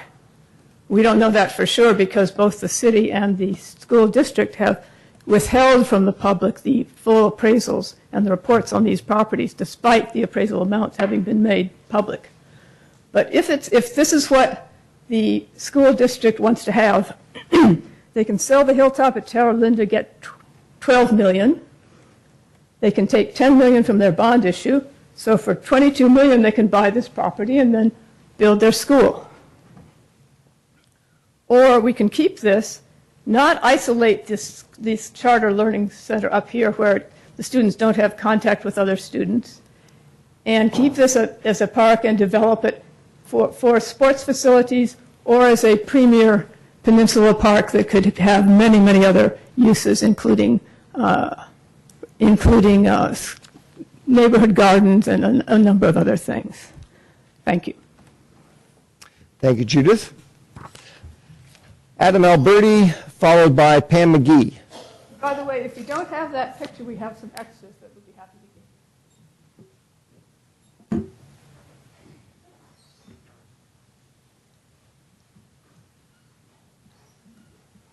Mr. Mayor, members of the council, thank you for my 2 minutes. I just came back from a dinner, though I saw the presentation earlier. So dinner. I guess We can get dinner. I am of the opinion pro-swap, of course, but, you know, in all of the council discussion earlier, we didn't hear much opinion. We really talked about procedures and issues, and we can all argue legalities of ballot measures. I'm of the opinion that things could be very different than what the city attorney has said, but before we get there, it'd be nice if we engaged in a process to determine whether this community wants to do that. And it has to be a quick process, but rather than figure out why we can't do it or these arcane issues that might be in the way of it, maybe we should see if we want to take a moment and seize this opportunity. And I'm of the opinion that we should. I'd like to hear from our council about whether they agree. We can all have different opinions for many different ways, but, you know, to me, a school site and more parks solves many issues. I moved here in 2006. My kids are coming out of the system. I probably won't get much use out of whatever happens. But there's somebody like me that's moving into town right now, and he has 2 kids, like I did, and they're in elementary school, or about to be. And, you know, the 2 things that vexed me while I lived here were availability of field spaces and overcrowding of schools. Here's an opportunity to do something about that for future generations. So I don't want to argue about the individual details that we heard tonight, but it'd be nice if we maybe thought about whether we should do this or not. So with that, I implore that discussion to happen with this council. Thank you. Thank you, Adam. Pam McGee, followed by Mike Tatata. Ms. McGee would like to withdraw her request to speak. I'm sorry? Draw her request to speak. Withdraw her request. Pam McGee withdrew, okay. So Mike Tatata, followed by Katie Stamos.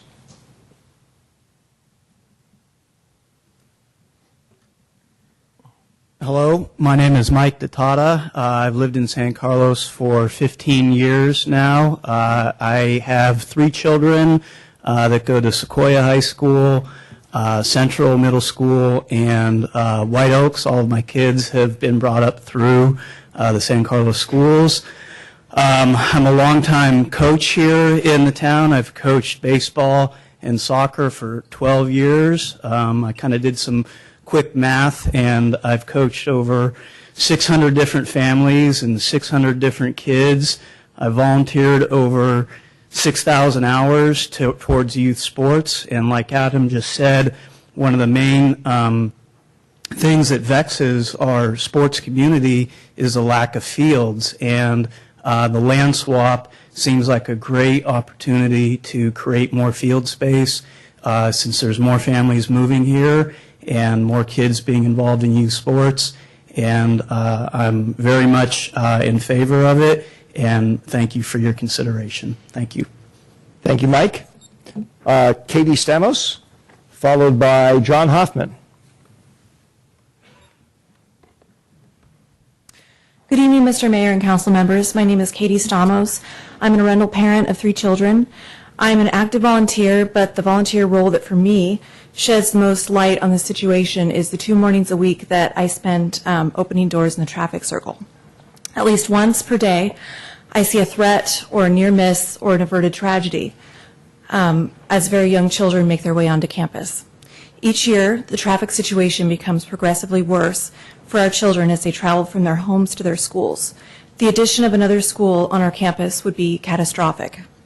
As I look ahead to 5 years of sending my children to Tierra Linda, I see a traffic nightmare for pedestrians currently, much less if another school is added to the mix.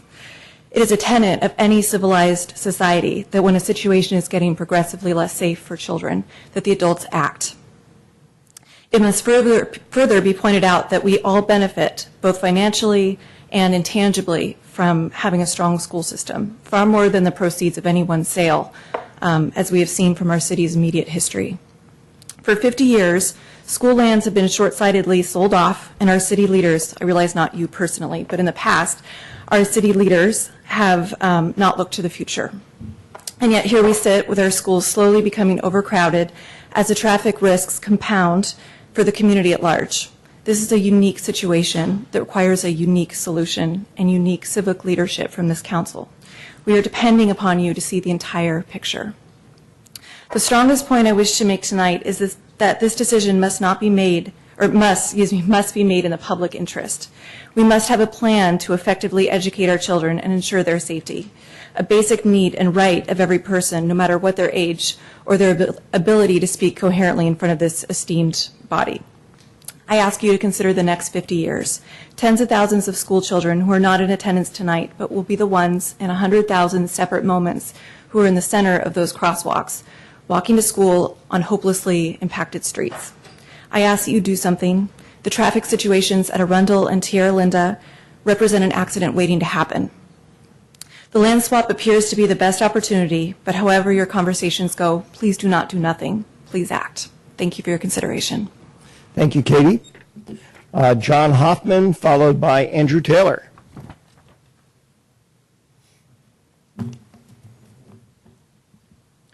Mr. Mayor, Councilman, John Hoffman. When I moved up to Crestview 42 years ago, 50 yards up the hill, there was a fence, and beyond that, a horse ranch. If I had fussed about the development of the hill, many of the folks here tonight might not have had homes in San Carlos. There is no question that there is a need for more facilities for our educational program. Charter schools are progressive. They are one of the few bright lights in an otherwise hidebound system of rules and regulations which do not serve the best interests of our students in many cases. The city and the school district are charged with doing the best job they can for the citizens of San Carlos. And I believe that cooperation between the two is not only desirable, but absolutely essential if we are to develop the best city we possibly can. I have no doubt that the 5 of you have good heads on your shoulders and will make a sensible decision. Of course, you know that you're damned if you do and you're damned if you don't. But if you make a decision that does not please everybody, you will probably have made a good decision. And if you try and please everybody, you will make an awful decision. I support the land swap because I believe the children and the education of the children is more important than a small piece of land and views that I think everyone really realizes are not there forever. Development, progress marches on. Thank you. Thank you, John. Andrew Taylor, followed by Irene Chen.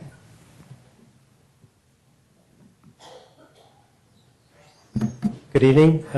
My upfront disclaimer is that I also have 2 kids and support the need for further fields and open space. Though I'm a bit surprised that the City Council, given what I've heard, also, as one of the other speakers mentioned, that the capital spending deficit of the city is even greater than what's in the current budget. There's simply just no funds available. To the sports groups, I really wonder what you've been promised. But given the fiscal reality, how can you believe for 1 minute that you're going to get any more sports fields out of this transaction? Whilst there seems to be a unanimous agreement that the traffic needs to be improved in San Carlos, yet here again we're considering pushing another school project into the west side. So why has the district not considered something on the east side to reverse these traffic flows? As a taxpayer and part owner of the Crestview site, it is time that the school district stand on its own 2 feet. We already have 2 parcel taxes on our property taxes. What is currently proposed is nothing more than a backdoor subsidy on the back of all San Carlos citizens. People have alluded to traffic studies. However, I'm sure that many of the traffic impacts can be alleviated through making the district pay for the necessary traffic mitigation, something that they don't want to do, hence again the free ride.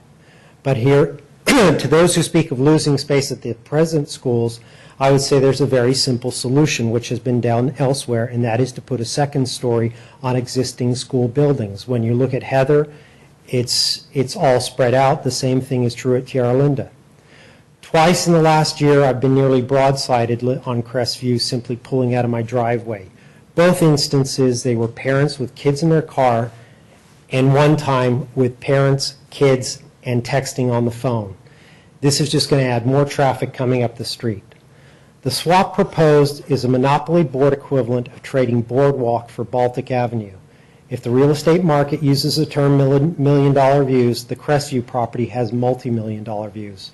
Some of the best times of my life were spent playing Ultimate Frisbee at a park in Laguna Beach called Top of the World, with 360-degree views of Orange County and the Pacific Ocean, and is a crown jewel of the Laguna Park system. This is an opportunity for San Carlos to replicate the same. Finally, whilst appraisals may be shielded from PRA requests, given the information that has already been made public and for transparency's sake, I believe that these documents should immediately be available for public review. Thank you. Thank you, Andrew. Irene Chen, followed by Tricia Hojo. Hi, good evening. My name is Irene Chen, and I've been a citizen of San Carlos for 10 years. First of all, I want to say thank you for your service to San Carlos and the time and energy you put into serving the city. I'm going to make a point not opposing or favoring the land swap, but it is a point on process and how do we get to a good decision quickly that represents the people. Clearly, this is a really hot topic with passionate people on both sides. Earlier tonight, the point I was most alarmed about is I had heard that in order for this to go to a ballot in November to make a decision one way or the other, you would need 4 out of 5 to agree to put it on the ballot. So the point I would make is I would urge you to please support putting this on the ballot if that is a necessary step and let the voices of the people be heard. I think the biggest disappointment is if 2 out of the 5 of you decided not to do that, just because this is such a complex topic, and I think there are many people who want to express their opinion. Thank you very much. Thank you, Irene. Tricia Hojo, followed by Dan Belleville. Good evening. My name is Tricia Hojo, and I'm currently Heather PTA president. Heather School is comprised of families that live off Crestview. I represent 237 PTA members, and I just wanted to inform you that at our last PTA meeting, our members voted unanimously to endorse the swap. Therefore, I would encourage you to pursue all channels to make the swap happen for our community. Thank you. Thank you, Tricia. Dan Belleville, followed by Rob Werner. Good evening, Mr. Mayor, members of the council. Thank you very much for your time this evening. Another night yet away from home. I am a San Carlos resident for over 20 years. I'm married. I have 2 boys. I'm here in favor of a land swap or something that would provide primarily more space for the children in San Carlos, and then if we can meet the school district's needs, that would be terrific too, because they're 2 very important issues. I serve on the Little League Board of Directors, and my boys won't benefit from my comments tonight, but I looked at my email tonight. All of us have sub-email boxes, and I'm the city liaison for Little League. And I have about 1,500 emails just since the last summer trying to juggle space for the kids to play baseball. You know, when I was a kid, baseball fields were for baseball, and now it's for 10 other different sports. So we all have to get along, we all have to share our time, and it's a difficult thing to do. There's almost a crisis with our field space. One of my sons played Pony League, and as you know, it serves as a part-time dog park. And he hated to play left field because there's dog poop everywhere on one of the baseball fields in Crestview, or excuse me, in Burton Park, thank you. And unless you know these things, unless you're juggling space and you walk the fields and you see the dogs, or if you look at Burton today, it's beautiful because we had a couple weeks of rain. But if you walk out on Burton in the next couple weeks, in my over 20 years here, you're seeing a significant decline in all the field space that we have because there's so much use. So it's not an easy thing to do, and I know it's difficult. I'd like to share one other thing as a homeowner, and that is I live a baseball throw on a good day with my old arm now to White Oak School. And I personally, in public safety, made the decision to close White Oak because it used to traverse right through the middle of the school because it was a safety issue talked about with Arundel. I made that decision. I was in public safety in the community at the time, and I shut it down much to the chagrin of my neighbors because they like to travel quickly up the main artery to their homes. And what did I do? I at least quadrupled the traffic in front of my house. The school district also told us when they had a bond measure that they were going to get rid of the temporary trailers, which they didn't. There's a 0 lot line, there's ugly trailers out there, and so it's a not in my backyard thing. It impacted me as a citizen and as Little League, so I implore you to try to create some more field space and meet the school district needs. Thank you very much for your time. Thank you, Dan. Rob Warner, followed by Daniel DeBreyer. Good evening, Mayor and Council. My name is Rob Warner. I'm fairly new to San Carlos. I married into a longtime San Carlos family, and we live right off of Melody. I'm a CPA. I'm a corporate controller at a private company down in Palo Alto right now, and I have 3 young children, an 8-year-old, a 4-year-old, and a 3-year-old. I am pro-swap because when I look at this, I look at that we have 2 options, listening to everything I've heard tonight. One option is to do nothing, which, believe it or not, I'm a beneficiary of because I live off of Melody. Or 2, we build a school up there. The option of, and correct me if I'm wrong, or somebody can correct me if I'm wrong, the option of selling the property for $18 million seems to be a moot point given everything I've heard tonight because, frankly, I don't know if we can get that valuation given that it would require a referendum. Another thing I think about, and I've had discussions, I got involved in the school board last year when they were going through their master plan, and I had some concerns, but the one thing I do say about the one thing I do want to say about the school board is they do have our children's best interests in mind. While I may or may not agree with all of the ways they approach everything, I do have full confidence in everything that they do. And one thing to think about throughout this process is, one thing I hear is the valuations of our homes, right? The valuations of our homes are largely driven by the demand in this area, which is primarily driven by the good schools that we have. And something to think about, which is, putting the charter school up on top of Crestview will impact me. The traffic situation right now, I have to go out, I cut across Melody every morning to get out. And there's ways to address that, but it's not going to be so much so it'll actually benefit the rest of the community. Thank you. Thank you, Rob. Daniel DeBreyer, followed by Kira Sabo. Hello, my name is Danielle DeBreyer. Sorry. No problem. I'm a supporter of the land swap. I was a teacher at Britton Acres, and I am currently on the board of the Charter Learning Center, and I have 3 children who attend it. As you already know, we are currently housed on the TL campus, along with the Tierra Linda Middle School, the district special ed preschool, and Edison Montessori preschool.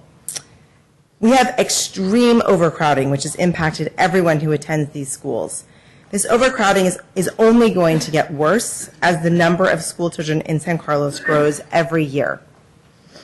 The school district must expand and space is limited. If we place our school on the Crestview site, we will help to distribute the children throughout San Carlos and offer a wonderful addition to the community through field development and park development at TL. I realize, as people have stated, this may not be the perfect option, but it is a good option, and it is an option that will accommodate, many students and will improve our current situation significantly. The traffic is horrendous, as other people have mentioned, and the safety concerns as a result of this traffic are serious.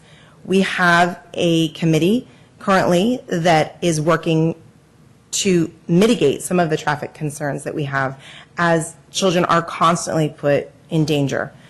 So, as I stated, I am a proponent of the land swap, and I hope that you guys will consider the future of San Carlos children who are not able to speak tonight. Thank you. Thank you, Danielle. Kira Sabo, followed by Deepak Bagarasupu. And you can correct me because I'm sure I got that wrong. Good evening, and thank you for the opportunity to speak. My name is Kira Sabat, and I have been a member of San Carlos, the community, for 4 years now. I have 2 children, one school age and one who will be in 2 years. I'm also a member of the San Carlos Charter Learning Center Parent Resource Team, which is our equivalent of the PTA. And what I'd like to say tonight is not necessarily something that has not already been said. So I will basically restate some things, but perhaps in a slightly different way. We have a problem. We have a growing population, and we do not have adequate space currently to house our existing population and a growing population. We're looking at a lot of imperfect solutions to address this issue, as well as looking at what the community needs in general, which is park space, field space, and a continued growth in a positive community. I believe that the land swap is the best imperfect solution that is on the table currently, for several reasons. One, I believe that it will better distribute traffic throughout the city.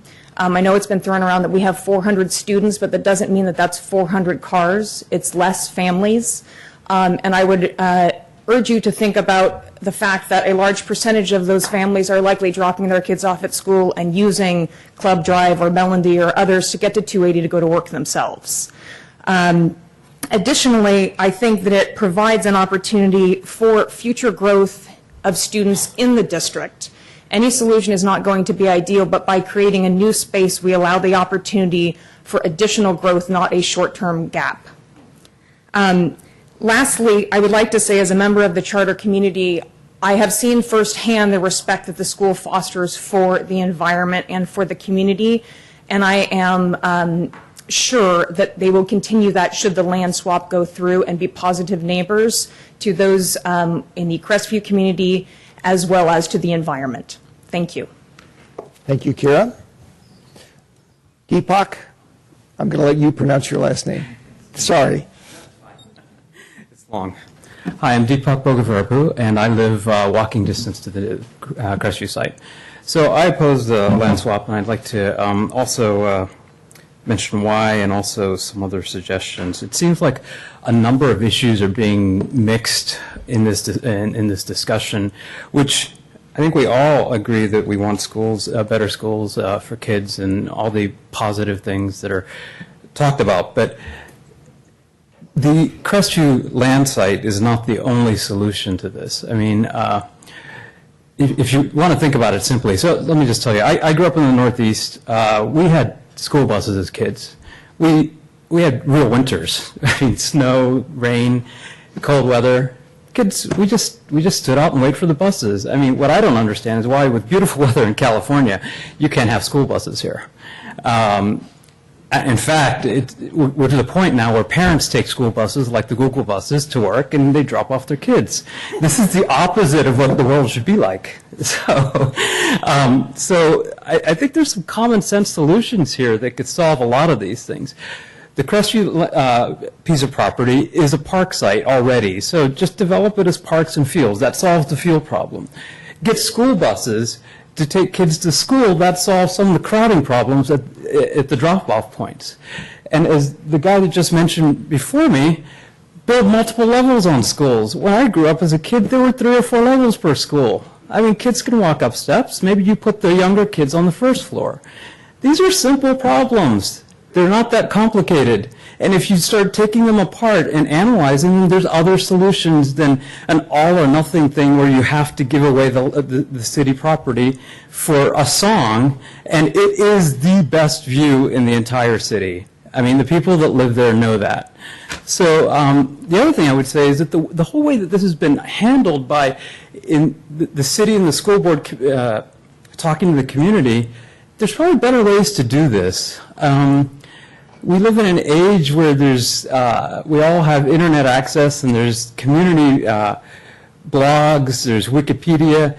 There could be ways of collecting ideas electronically and also disseminating information electronically that have not been done. I mean, there's much better ways of communicating to and from, as opposed to only having it in here where it gets polarized. Thank you. Thank you, Deepak. All right. I'm going to go back. Do we have any more cards, Crystal? Okay. I'm just going to go back and poll some of the folks who were not here before, just to make sure they hadn't just stepped out briefly. Barbara Billing? No. And Jackie Yan? Okay. Well, thank you very much, everybody. Before we move on to the council discussion here, I do want to say that I was very impressed with the way everybody followed the protocol. I was very impressed the way everybody was following the cards. Kind of had wondered how that was going to work. I guess it actually worked reasonably well. At this point, it's time for the dais to decide what it wants to do and what kind of discussion we want to have. Yeah. And, we have since we're not taking action tonight, we are just discussing and trying to decide on direction. We don't need to make motions and whatnot on resolutions. So feel free to have at it, whoever wants to jump in. Go for it. Turn my mic back on. I suppose the reason I didn't sure. Thanks. have a whole lot of questions is because even before coming here, based on what the city attorney sent to us, my inclination was to put this to the voters. And if I understand the procedure correctly, and sort of the ins and outs and the technicalities, we wouldn't necessarily have to put it to the voters if we wanted to sell it or swap it with the school and allow them to develop it, because this nuance in California law that allows a school to do with land what they want to, never mind what city zoning is and so forth. So that would certainly be an option, is simply just make the deal with the school and let the school do what they intend to do with the site.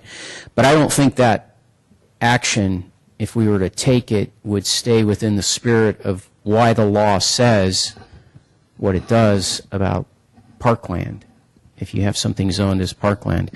And I also think it would be not very respectful to the points that Mr. Black made and John, his name is escaping me, no, not John Hoffman, although he was formerly on the council too, but John Buchanan talked about that this land was set aside as parkland regarding a development deal.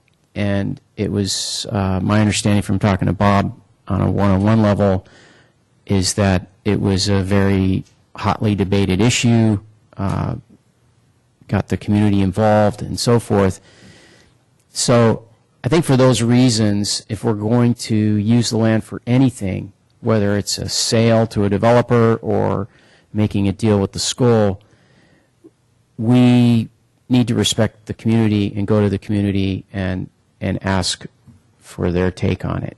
I think it's one of those cases, one of those instances where that would be the right thing to do. Fair enough. Others? I don't need to be staring at you. Yeah, no, Brian, that's but- fine. I'm happy to sort of talk a little bit. Staring at him? Oh, okay. I thought this was a great discussion, and I was really impressed with the public comment. I learned a lot. The short answer is I think that we should move forward with putting